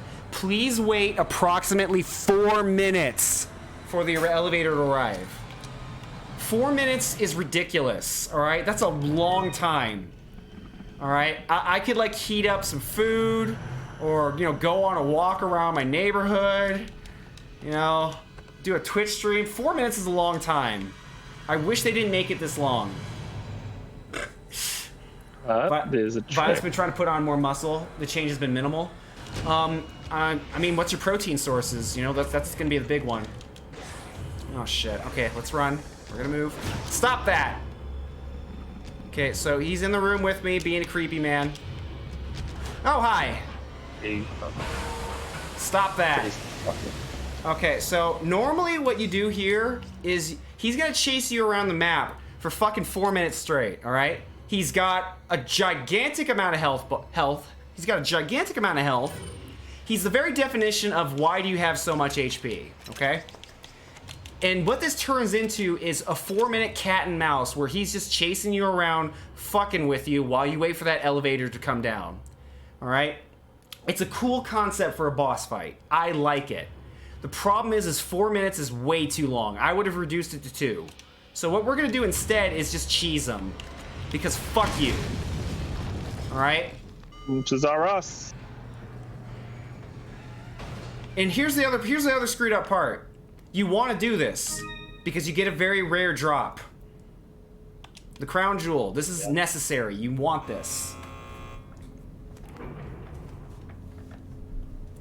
Yeah, it's insanely long. Like, what I would have done is shortened it to 2 minutes. I wouldn't have locked the door. So I would have shut the door. So what would have happened instead, if it were up to me, is I would have, you know, pulled the lever, the power's back on. You have approximately 2 minutes. Please wait approximately 2 minutes, etc., etc. And then Verdugo, like a fucking creep, drops down right here, and that forces you to use the, you know, the chrysalis thingy, and then you can run past him and run away. And let's just say, for the sake of example, he breaks out of the ice thingy way faster. And that forces you to utilize every single one of these while he's chasing you like a fucking creep. Alright? And that turns the section into a super tense, super scary scenario where you're just running for your life. Alright? 4 minutes. Yeah, it turns into like kind of a high-speed tension puzzle. Because that way it's over quickly, and you get a nice, you know, rush of adrenaline. But what ends up happening instead, if I were to keep him alive, is it just turns into this long-winded, I have to keep fucking waiting for him to go away. And then eventually the elevator comes down and you run away. And it just drags out way too long. So instead of doing that, I'm just gonna kill him. RE4, great game. Not perfect though. Not perfect to its strictest definition.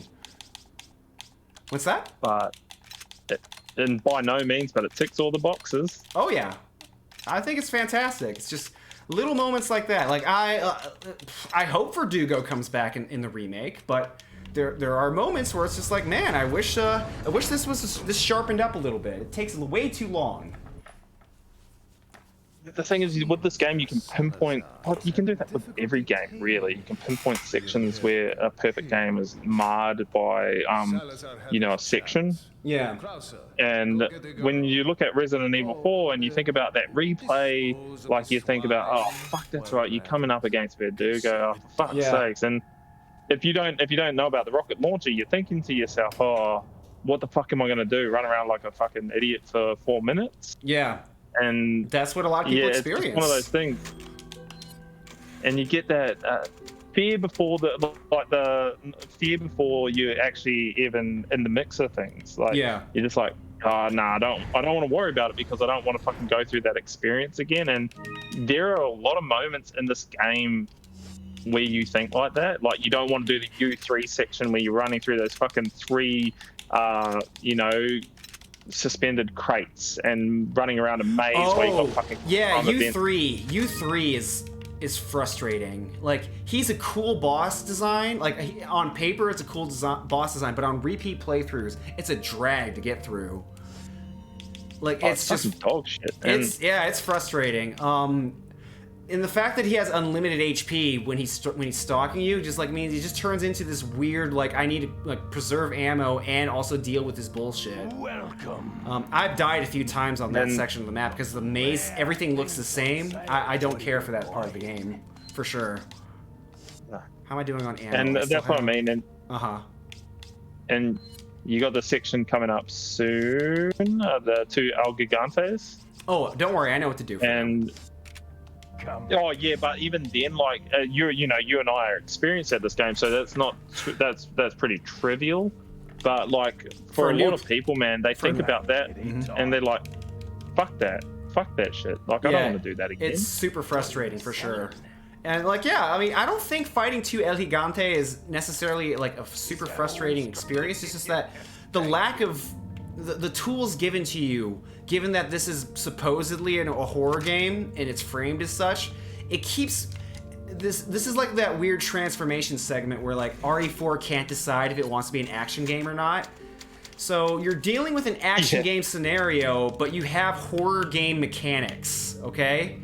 And that makes dealing with 2 El Gigante really, really annoying. There is a cheese for it, because of course there is, but if a person doesn't discover the cheese, they might be brick-walled, and they might walk away from that game experience with the wrong impression for the wrong reasons. And I don't know how I feel about that. Did I do this section yet? Great. Okay, gotta do sniping. Let's get this out of the way. The money is important. I need it.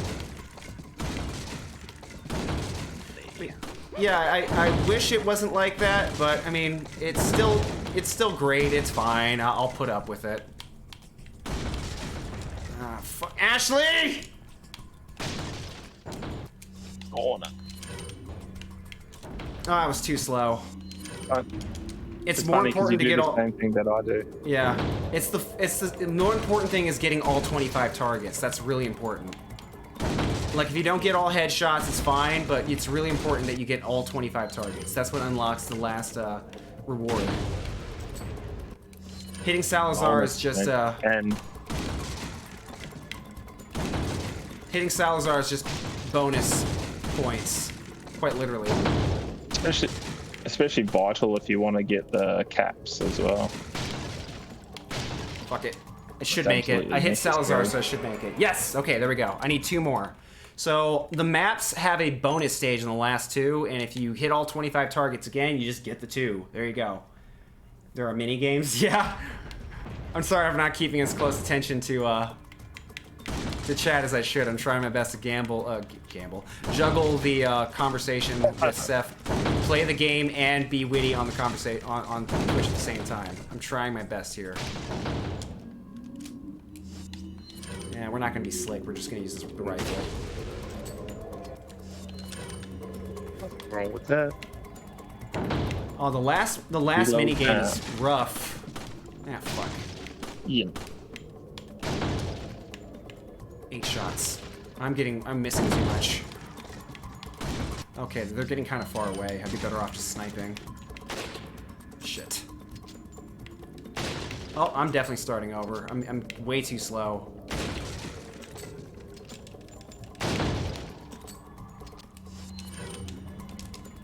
Come on, come on, come on, come on.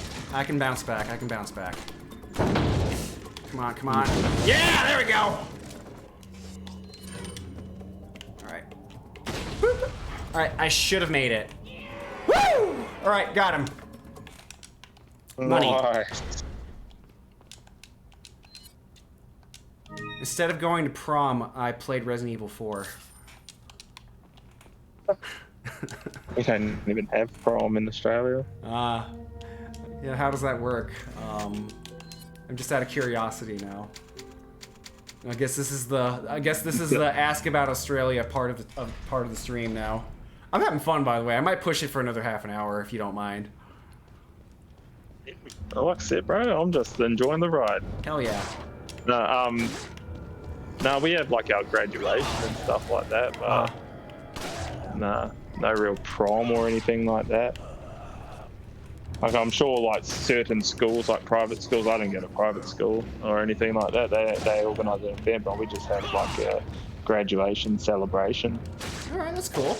Because like that's a huge milestone in your life, finishing high school. I mean, getting past that obligation. Just all I remember when I graduated from high school was just relief. I was just so glad it was done.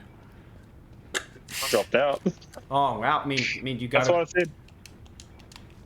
I mean, it worked out for you though. What was that? Sorry. I know. I mean, it worked out for you. Oh yeah.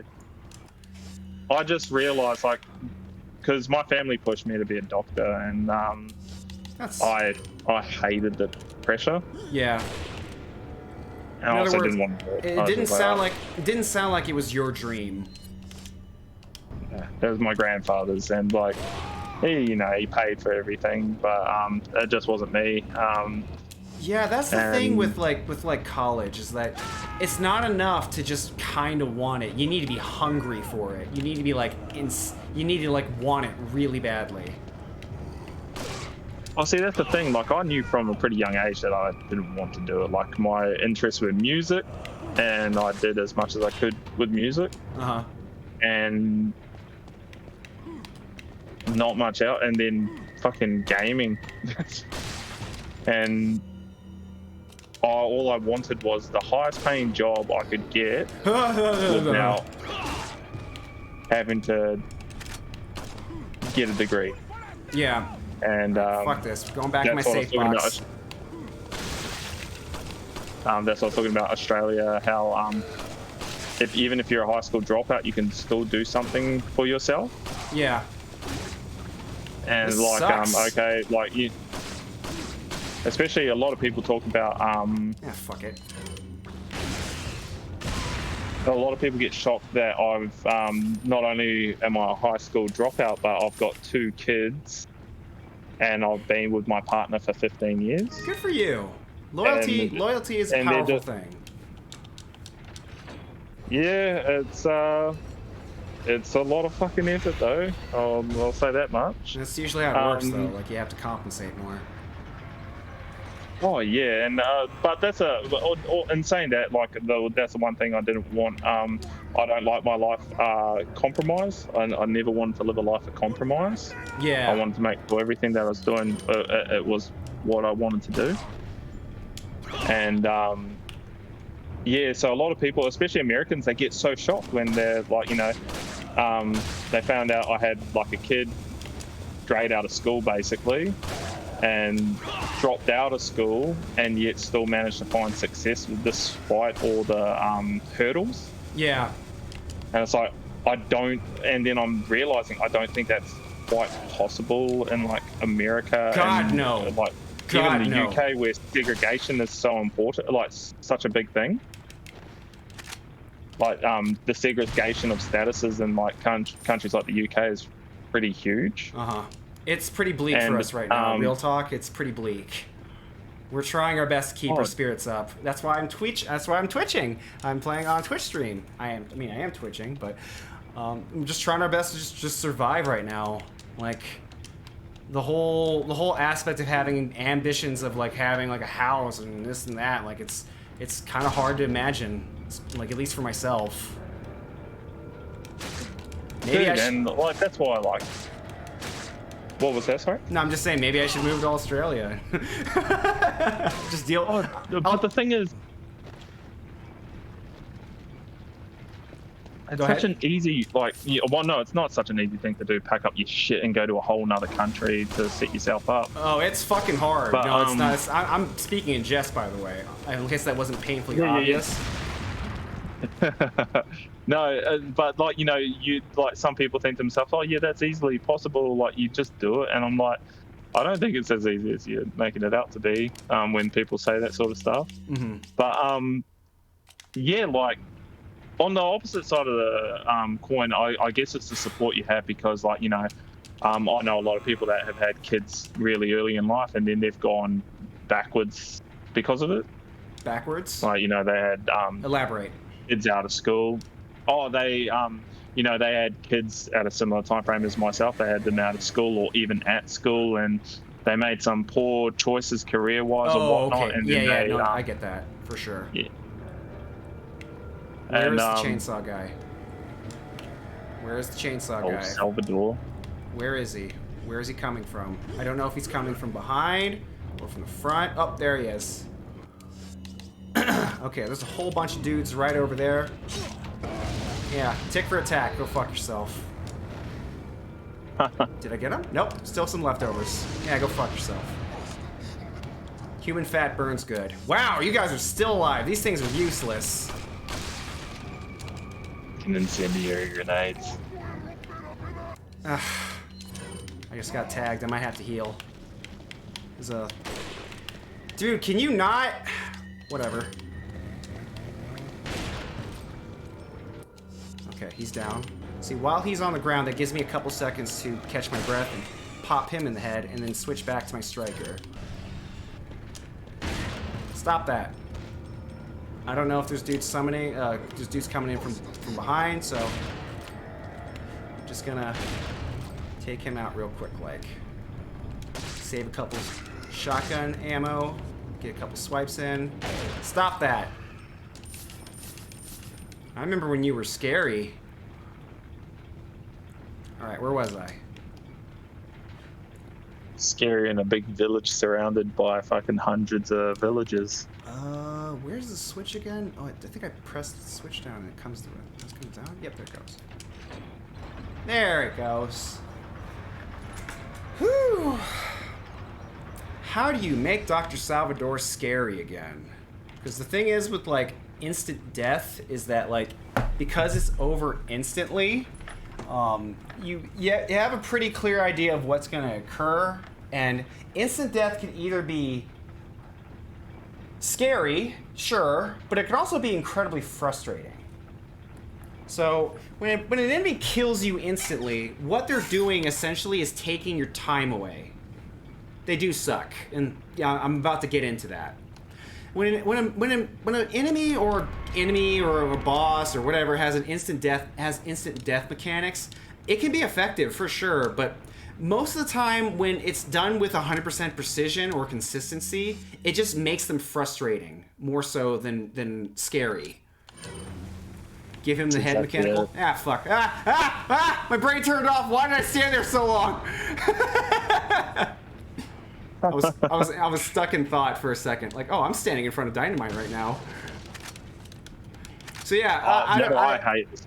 As wild as this sounds, I don't think Dr. Salvador should be an instant death mechanic anymore. I think he should do a lot of damage, but I think he should be. I think he maybe speed him up a little bit, give him more attack options, but not just instant death. Because instant death just turns him into a loading screen waiting to happen, and then he becomes annoying. It's not the same thing anymore. Leon would have been fine. What I hate about... Mm-hmm. Oh, no, I was just going to say, what I hate about certain instant death mechanics is you don't really learn sometimes from them, and that's the point of certain mechanics from enemies and stuff, is you learn their patterns, you learn how to avoid that the next. But sometimes you get put in situations where it's just unavoidable, and you said it right. It's just a fucking loading screen waiting to happen. Yeah. And I hate that. It's just frustrating for the wrong reasons. And I feel like, if you want to make Dr. Salvador scarier, give him more attack options that aren't instant death. Because let's just face it, hearing a chainsaw rev up and like he's coming to get you, like it's kind of unnerving. It can be. It's just that it's all about presentation. Megamind. Presentation. Like it's important on how you choose to show a thing, and like remember you're old like I am. Maybe you remember. Remember the Dark Ages when the zombie wasn't scary anymore? Zombies weren't scary for a little while.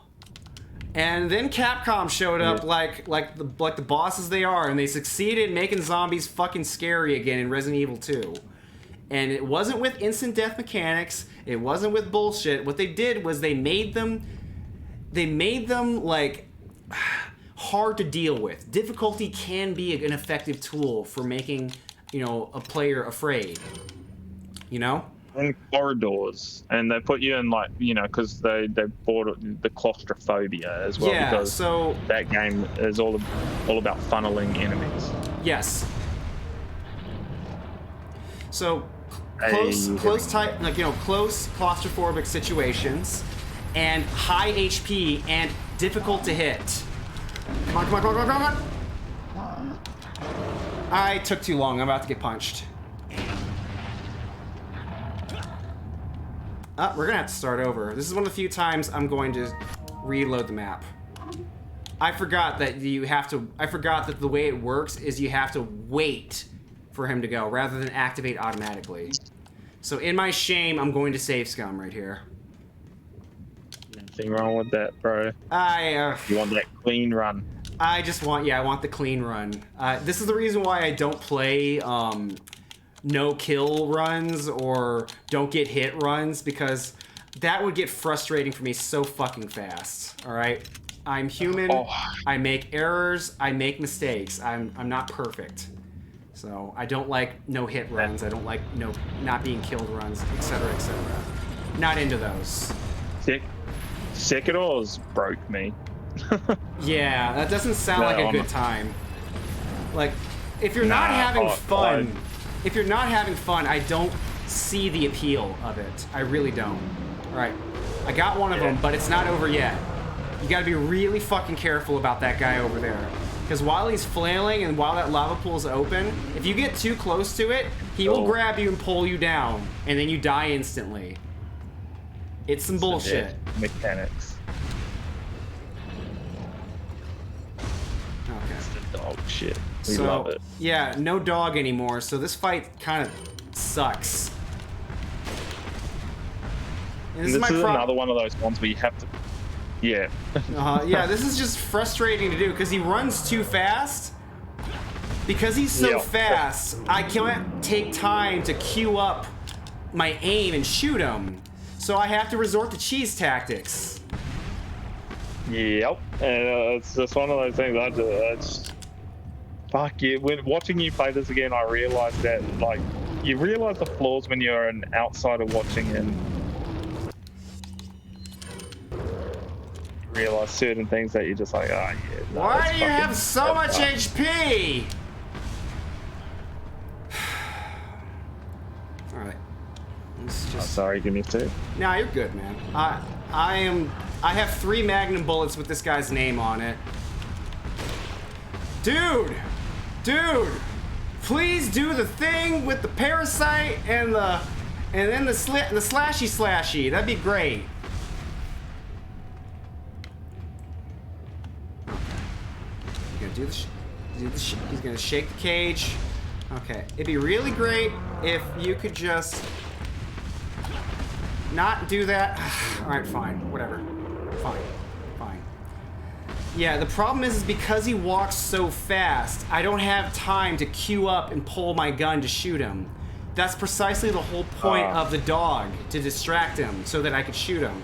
I don't have the dog anymore, so I gotta do this bullshit instead. And it just becomes a loop.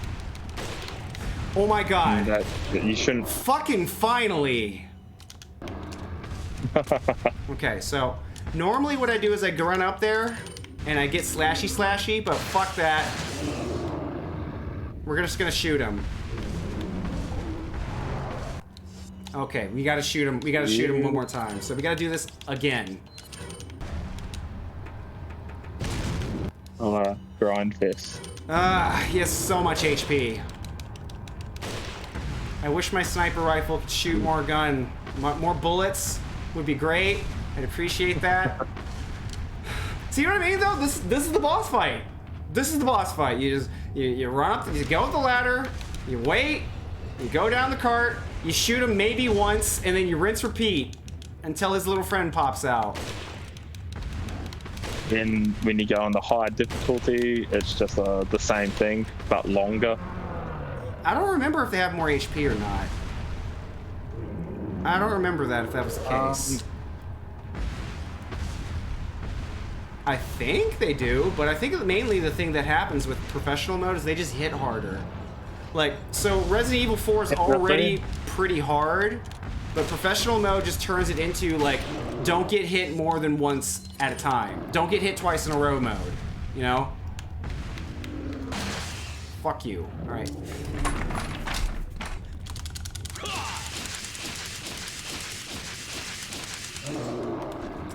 Alright, we got him. Go fuck yourself. Alright, and then he does one last little fuck you by falling down and to smush you to death. So if you're not paying attention, he kills you. Because game design. I mean, I'm joking, but I mean, that was the boss fight. It's not super hard, it's just annoying. No, yeah, definitely they get a massive percentage bonus in health. Oh, they do? Okay. Yeah, so it just takes longer. Great. Yeah, I'm not really a fan of that anymore. Like, I feel like we are at a point in game design where we understand, hopefully we understand, that just making a enemy or boss's numbers bigger, can you not just get the second to fall into the lava? No, unfortunately, you do not get to do that. So, if you pull the lever and you pop them in the trap, and then you try to pull the trap again, it's locked. You don't get to do it. Trust me, I tried. Yeah. It's a shame because the cheese, that would have made things way easier if that was allowed. It's just unfortunate. I remember on the GameCube version, like if you lava the first one and then you leave the room and then come back, the money that the golem leaves behind spawns out of here. You can get it back. You can get it back, but it doesn't. In the remaster, they got rid of that. So if you cheese the first one, no money for you. Not that it matters too much. I mean, I have 334,000 pesos. I think I'll be okay. I'm just a lean, mean, money-making machine in video games, unfortunately. It'd be great if that worked that way in real life. Alright, fuck this. We're just going to use it. Alright. These guys suck, so what we're going to do is we're going to just snipe them. The Novistadors. Novistador? What does that mean in Spanish? Do you know? Because I know that's... Did know? I can't remember. Honestly, flying asshole? I don't know. It's really important to snipe them out of the air. The Unseener. The unseen one? Interesting. Unseener. Unseener. Yeah. Interesting. Yeah. Okay, was it over here? Yeah, it was. Okay, so I need to switch to my shotty.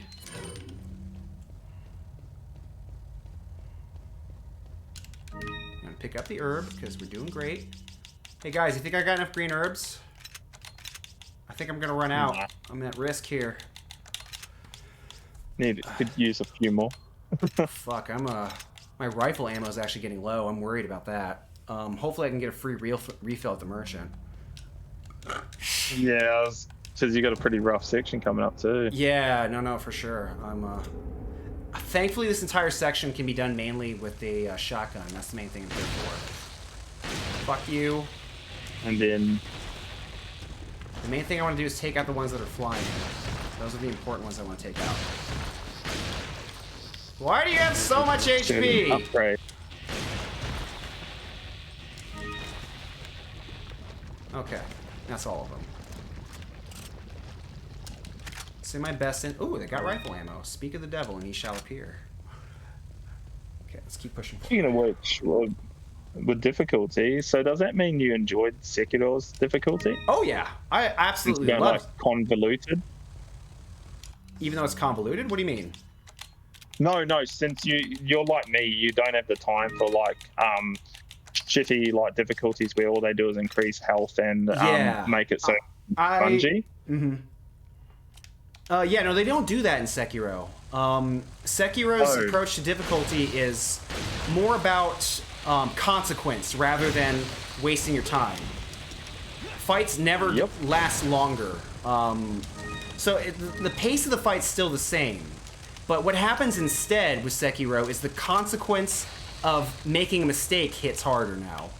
Because enemies hit harder. And that's all what quote-unquote hard mode is consequences for making mistakes and precision. Greater emphasis on precision. Because when you take away Kuro's charm, you can't just shlub the deflect button anymore. You have to be perfect. You have to be perfect. And that's the logical conclusion for approach and difficulty for a game like Sekiro. It's about the entire game's thesis statement of game design is precision. That's what it's always been about. So if you can be precise, betterer, then the game's difficulty won't affect you as much. But that's what it's ultimately all about, is just being precise. My precision is pretty good. It's not perfect though. That's why I can't do the Gauntlets of Strength. The Gauntlets of Strength are an unbelievable demand. With FromSoft games, you just spec into health and attack. Yeah, the thing is with Sekiro is that it has a set intention on how they want you to play their game. There's no leveling up and punching away all of your problems in that solution for that game, unfortunately. Sekiro wants you to deflect, so deflect. I need to reload. Deflect and then time. That was very close. I thought he was gonna kick me. Maybe floated around a little bit. Okay. Yeah, I got lucky right there. We're gonna hustle. Haul ass, please. Go, go, go, go, go. Go, go, go. Go, go, go, go, go, go. Go, go, go, go, go, go, go, go, go. Open the switch. Alright. We're gonna run in. Ah, crap. Okay. I don't know if they come in after us. I don't want to chance it. I don't want to do a puzzle while I have creepy bug thing chasing me.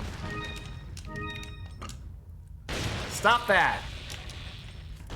That's right. It's not like I don't have shotgun ammo to spare. Alright, real talk. Even though this is a super simple puzzle, this gives me the heebly-jeeblies right here. Alright? I always get stressed out by this section. Something about smashers just makes me uncomfortable. I don't like smashers. Alright? Yes, I understand ultimately in terms... Actually, Yoshi's story specifically. So, I remember when you remember Yoshi's story, right? Nintendo 64, you play as Yoshi and I believe it was, what's it called? Mecha Castle, I think? Mecha Castle, and there's a game mechanic where you have to run across like these series of like smashers that come in down like this.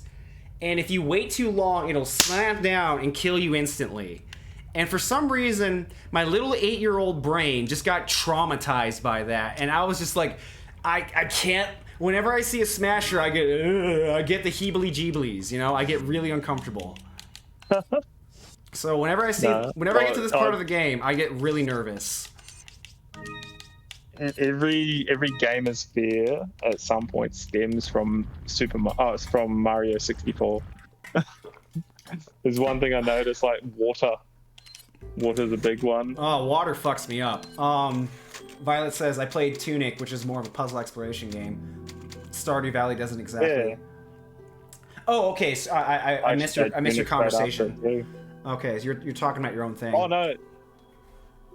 Yeah, I was just talking about because Violet was saying that after Elden Ring, he needed a game with vision, and funnily enough, I played Tunic straight after Elden Ring as well, and it's a bit too formulaic, and I got over it really quickly. Yeah, no, I think that's a very interesting choice of words in what you just said right there, Violet, because I kind of agree with you.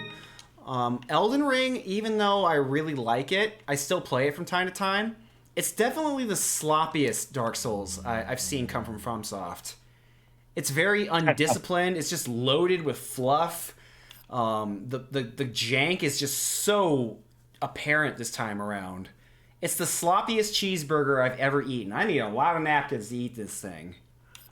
I wish there was more refinement. I wish they cleaned it up a little bit better. It would have been real nice if they did that. Tasted good. But, I mean, yeah, right. no, but you understand what I'm talking about with like cheeseburger comparisons. Yeah. I don't know. I just like cheeseburgers. I'll always compare it.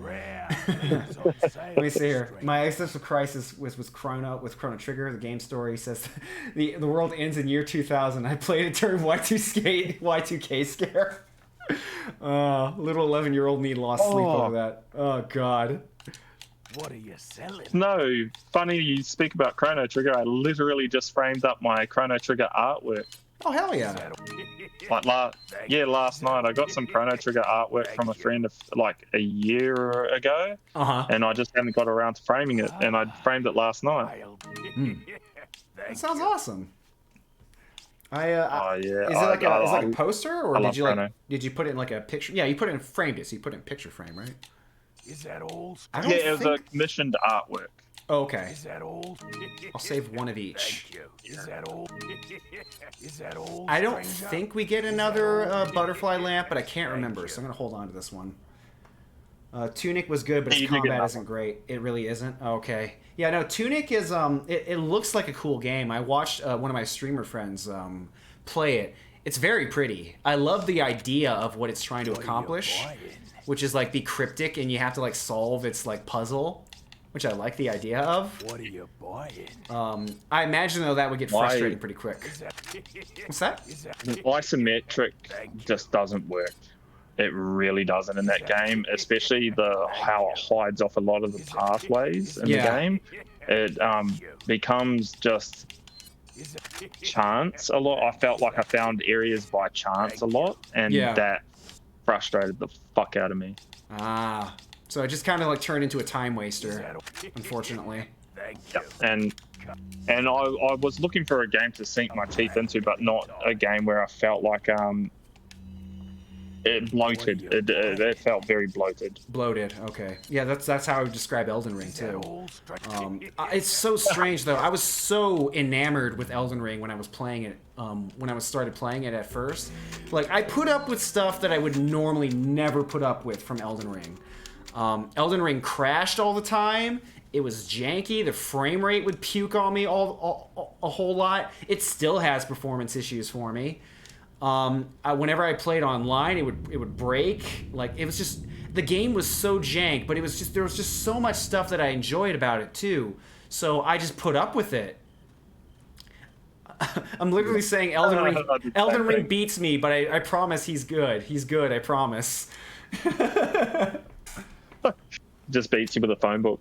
I'd say that rather than lore, I'd say intrigue factor. Yeah, fair. I do want to go back and replay Dark Souls 3 though. Like, I agree though. It definitely was the peak of like its at least in combat anyway. I don't know there's definitely still room to grow though, because I kind of feel like the whole shield deflection mechanic thing should be refined a little bit more. There's room. There's more that they can do with that. Oh man, the minecart section's coming up. One of the coolest. This is one of the coolest sections of the game. This is fun. Oh, forgot about you. Stop that. I'm not sure why he burns himself alive when he tries to blow fire on me, but we're not going to think about it too much. Maybe he just drinks a lot. Elden Ring's last boss fight was such a disappointment. Oh yeah, 100%. We've had this chat before. I'm not going to say it out loud. That one. The Miyazaki reference, I'll say that at least. Miyazaki reference had way too much, like, running away, and you couldn't use torrent, and that was really frustrating for me. Like, you would think a big open space of that size would let you use torrent, to like, close the game on. You started the game with torrent, you end the game with torrent. It's poetry, it rhymes. Okay, please land. Oh, I missed 2 of them. Oh well. I guess I'm not very good at video games, guys. Just handed you a gamer card. Yeah. That's fine. But yeah, Miyazaki. Miyazaki reference. There was a lot of problems with the fight that just having torrent would make that fight so much more tolerable. You'd be able to jump over his light attacks when he does his like light homing laser thing. You'd be able to just run away from it. There's a lot more options you would have had dealing with him, but nope, you don't have to give it. Dark Souls 3 was a big downgrade from 1. That's a fascinating opinion. What? That is a fascinating opinion. I mean, you are entitled to it. Dark Souls 3 was far easier than 1. Way easier. I don't know if I agree with that. So, allow me to explain. We all played Dark Souls 3 when we were already very well tempered in Dark Souls fire, in the fire of Dark Souls, all right? We know what to expect with the series. We know what the gameplay is going to be like. We know what the bosses are going to do, okay? It's been burned into our brains from playing Dark Souls 1 over and over again. So when we finally played Dark Souls 3, our muscle memory was already primed to deal with what boss mechanics had been set up for us. So a lot of the fights just boiled down to R1 and dodge roll. Bing, bang, boom. That's it. It's a very, very simple boss fight mechanics at their core. And that's fine. They were still thrilling. They were still exciting. I would say that some of the hardest fights in the Souls series came from Dark Souls 3 specifically. Fucking Dancer. And I still think it's a great game. It's just that if you're a player that's never played a Dark Souls game before, Dark Souls 3 is an awful game to start with because it's fucking savage and heartless in the way that how aggressive everything is. So I love to describe Dark Souls 3 as like it's Bloodborne but with Dark Souls controls and mechanics. Does that make sense? Yeah, I get exactly what you mean. Yeah, the enemies are extremely aggressive, and Dark Souls 3 is the point where the game starts to like tap into anime attacks. All right, they start like petering into that territory where it's not just enough for the boss go, here comes my big attack, and then he like does a big swing. Now he starts doing shit where he'll start like shooting laser beams and flipping through the air. It's not too bad, but it does tease at it. Sister Friday is a really big example of this. Okay? But at least they just kind of tease at it. They don't go too far with it. Not to a point where it becomes annoying. Let's see. I wonder if I could hit him from here with my... Oh my god, this is so risky. I'm not going to risk it. That's too valuable a bullet to waste. Hey, you're not wrong, Snow. But the thing is, I think Dark Souls 3 does better by its enemies than its environments. Like, I don't know. Like, Blighttown is memorable, but let's be honest, it's shit. Blighttown? Blighttown is memorable because of how painful it was to navigate, and yes. You had to have a lot of prep work to get get anywhere there. But that doesn't necessarily make it a good or difficult. That's a separate argument from difficulty, I think. Okay. That's like environments being a pain in the dick, if like a better word. I remember. I think that's the reason why. I think that's the reason why everybody remembers it, though. Okay, so you're definitely not Team Blighttown. You're anti-Team Blighttown, which is fine. I literally just finished Dark Souls 1 like 2 weeks ago again. Okay. And that Blighttown doesn't really faze me. You just prep yourself and just make sure that you've got your clumps. I guess I'm a little confused on what point you're working towards right now. Just not to be too blunt. So yeah. No. So what I was saying is the bosses and enemies in Dark Souls 3, they feel more naturally difficult by what you have to overcome, whereas Dark Souls 1 feels more difficult because you're overcoming the environment. Yeah, that's a great way of putting it. It's like a separate argument for me whenever it comes to difficulty, and those two games in particular. Yeah, that's a good point. I didn't think about it that way. And yeah, that's why, like, you're right. Dark Souls 3, they're far more aggressive, and it's a far more refined game. So, of course, when the game's more refined, when the dodge is smoother, when actions seem smoother, it's going to feel easier, but it's an illusion of safety rather than being not difficult. It's just the fact that things feel better, so it doesn't feel as crazy. Yeah. Because Dark Souls 1 feels very janky. Same with Demon Souls. Demon Souls feels like a janky as shit. I would even dare say that Dark Souls 1 has taps into horror game feel because of how clunky everything is. I mean, there are exceptions, of course. Oh, there he is. I was wondering where he was. Where's the chainsaw guy? There he is. There's my friend. Go fuck yourself. All right. Let's make some room for myself. Now that it's just you and me, I can't get cornered or caught from behind, and I'm just gonna casually stun lock you to death.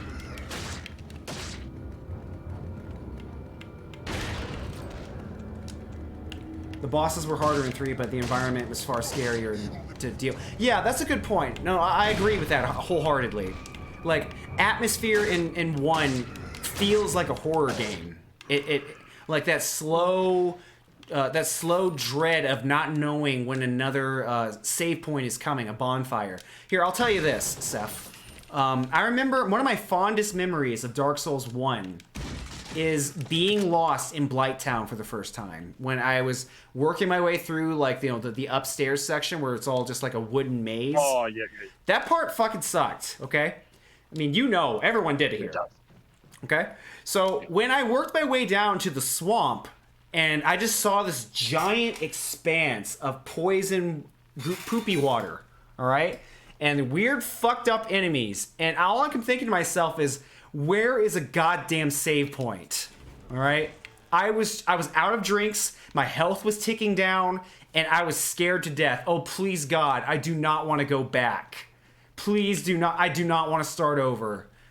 I'm just dripping with fear on dying and going back. So I'm running around just hoping that I can find something. And then I get to the little gate and I see the bonfire and I just remember the immense just just that sigh of relief of thank video game gods, I found a save point. All right? And it was so significant that I still remember it to this day. It's one of the most powerful experiences that a game has given me in a long time. Dark Souls 1. Great memory. I don't know if replaying the game is going to give me that kind of experience again, but the first time is what counts the most, right? I would argue that the first time counts the most because the more often you play a game, the more you start noticing the flaws, and familiarity breeds contempt, right? Me with Last of Us Part 2. There's just some games out there or some movies out there, the more you watch it or play it, the more you hate it. I kind of feel that's kind of the way I feel about Elden Ring, coincidentally. It's the more I play it, the less I like it. And I hate that I feel that way. I hate that I feel that way because I'm just noticing all the problems with it, and maybe the best thing I should do is just walk away from the game for 5 months and let the game balance itself out for a little while because there's a whole bunch of jank that's going to be, fixed, and maybe I'll come back later and I'll enjoy it again. You never know. Remember the first time you went to Old Londo having no idea about the ghost mechanic? Oh, Christ. Yeah, the ghosts, those were rough, man. That was I mean, that's another thing I really enjoy about Dark Souls 1, and that's the reason why people still sing its praises so much even to this day is that it's not just enough for a game to be great, to be mechanically fun or, you know, twitchy and responsive. Those are pluses, but sometimes depending on what you're trying to make the player feel, sometimes you don't want a twitchy, responsive game. Sometimes you want it to be a little slow and sluggish. And 100% that's what Dark Souls 1 was. You're not a shonen anime protagonist that does backflips through the air and does anime shit. You're a clunky, slow, hollow who's just trying to survive in this weird, fucked up world, all right? And the enemies reflect that. So when enemies are, you know, spooky, scary, and they hit really hard, and the world is, you know, consistent with that theme, it makes you feel a certain way. Talking about jank and Demon Souls. Has anyone played the remake yet? I have not, but I would like to because I feel like Demon Souls, above all other games, definitely taps into what I'm talking about. That slow, careful, dread feeling that I want to experience again. I want that feeling back. And Elden Ring kind of tapped into that a little bit, but not really. And my problem with Elden Ring is that because it's an open world game, and because there's just so much wide berth of options to choose from and what to do and how to play the game, there's no specific intended game experience from the game devs anymore to the degree that like Dark Souls 1 or 3 provided. Like, for example, some would say this is a detriment, but I would say this is a positive.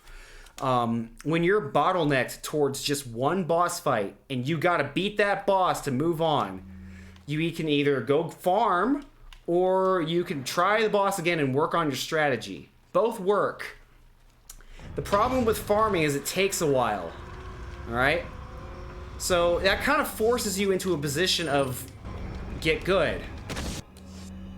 And I hate to say that. I really don't like to say that unironically. You know? But it brings to life that emergent gameplay, yes, like the Souls games in general. Like, you know, you either adapt or you struggle, and like you can do what you just said. You can grind the fuck out of something until you can just muscle progress through. Yeah, but that's not very fun to do. Or you can. No. Or you can. You're right. It's not fun. Or you can adapt and learn by dying. Get good. Yeah, and I'm really trying not to be like video game try-hard elitist here, but I guess what I'm trying to say is that because Elden Ring has the option to just go wander around the world and go grab all the broken shit, it's easy for the wrong reasons, in my opinion. And I'm glad that Elden Ring made like a bajillion dollars, but I hope the next Dark Souls game, if they make another one, I don't know, 5 years from now, they decide to go back to that disciplined, more maybe just this disciplined, extended pathway experience where, yeah, like you can still play the game in a linear way if you want to, but have a couple of branching options to play around with, but that's it, you know? That's it. It doesn't need to be this gigantic world full of fluff and just fighting the same bosses over and over again for the sake of leveling up. You know, like, I feel like this is one of those cases of there's a lot of filler in this cheeseburger, you know? I feel like they could have taken some stuff out. More does not mean better. It means too much shit. Well, it's funny that, because that's the big reason I love Demon Souls in itself, that despite it being a janky piece of shit, is that I love the contained experience. Like, you know, you can go select where you want to go. You got the choice of 5 areas you can go to, and it kind of feels like Mega Man-y, and it's like, you know, you beat this particular area before you go to this area to make it a bit easier on yourself, or you can increase the difficulty by going straight to here. Like, you know, the method usually is go to area number 4 first, like the Storm King area, get some decent shit there, then go to area 1, and like, you know, there's specific routes, but you don't have to. It's just how and it's like with Mega Man, you don't have to do bosses in a certain order. But you make it easier on yourself by choosing these bosses first and progressing steadily. And so it's a much more contained experience in that with Demon Souls, when you approach it like that, but you don't have to. And because it's very Metroidvania, like the areas of Metroidvania as they like interlock and tie together and stuff, and it feels nicer. Like the environments themselves just feel far nicer to navigate and explore. I know. Come on. Despite how. Okay, this is kind of a lot, guys. No, I understand where you're coming from. Like, that's important. Being able to have a little bit more of a tailored experience for how you want your difficulty, making you be in control of where you're going and what you're doing. All right, this is enough of this. This is too much. Oh my God! Stop! Oh my God! They keep spawning. Okay, I'm gonna have to use a sniper rifle. This is ridiculous. There are so many corpses piling up, I literally can't get to the shot. Fuck off!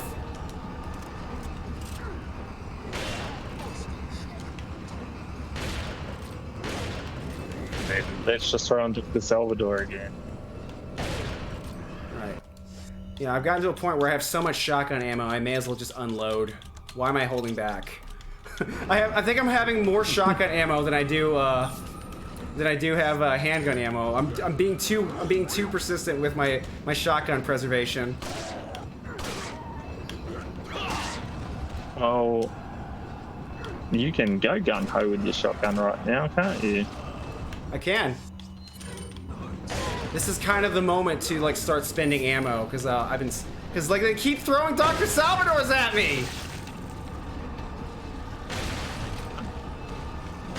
Stop with the parasites! Alright. So you'll get your freebies soon enough. This is one of the few times where I'm just gonna use a Magnum because it'd be cheaper to just shoot him to death than than just plunge him full of shotgun ammo. This is ridiculous. That actually ties into something that Vince brought up last stream. The head tentacles and how prominent they are. It's because the game actually adapts to how well you're playing. Yeah, it's because so you're saying that the head tentacles show up because I'm literally too good at the game. Yes. Yep, okay, I'll take that as a compliment. But yes, I forgot about the adaptive difficulty. They keep spawning because the game's adaptive difficulty will prompt you how you're performing.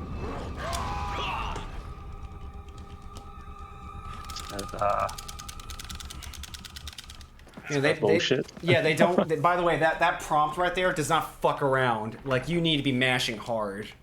Yeah, or you insta-dead. So give me 2 seconds then. Yeah, if you die, you gotta do that all over again. So I take that deadly serious. It's the AI throwing harder mechanics at me. Yeah, basically. Why are you so good at this game? Stop this. We have to stop him. You know, that's pretty much what's happening. Yeah. I think there's still one more reload left from the merchant. We're gonna go talk to him. So I got the MacGuffin. Let's go pay the merchant a visit. So I'm getting pretty hungry, and we're at the 2.5 hour mark, and I think this is a good place to stop. Yeah, Turn that one shotgun ammo around. Oh. Okay. Are you happy? I didn't even notice. Welcome. Got some rare things. What are you buying? Is that all? Thank you. Full striker ammo. Feels good. Feels good, man. Thank you. come back. Feels good. Yeah, I feel good. All right, we're gonna stop. This is a good place to stop.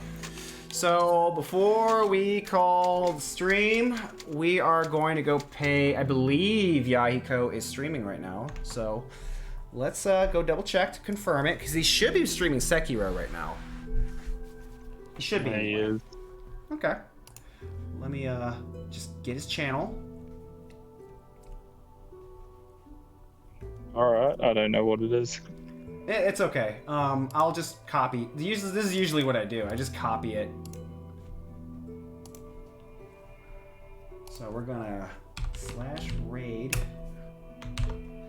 Miss Yahiko. And I appreciate you guys popping by to watch me play video games and talk to my good friend Seph. I hope that more people will tune in for next week for when we continue Resident Evil 4. So we'll do that then. I'm going to do this every Thursday. It's just going to be Resident Evil 4 Capcom horror game thing. Whatever. Anyways, I'll see you then. Take care. Good night, guys. Okay, and that's a raid. Hey, we did it. Pretty solid.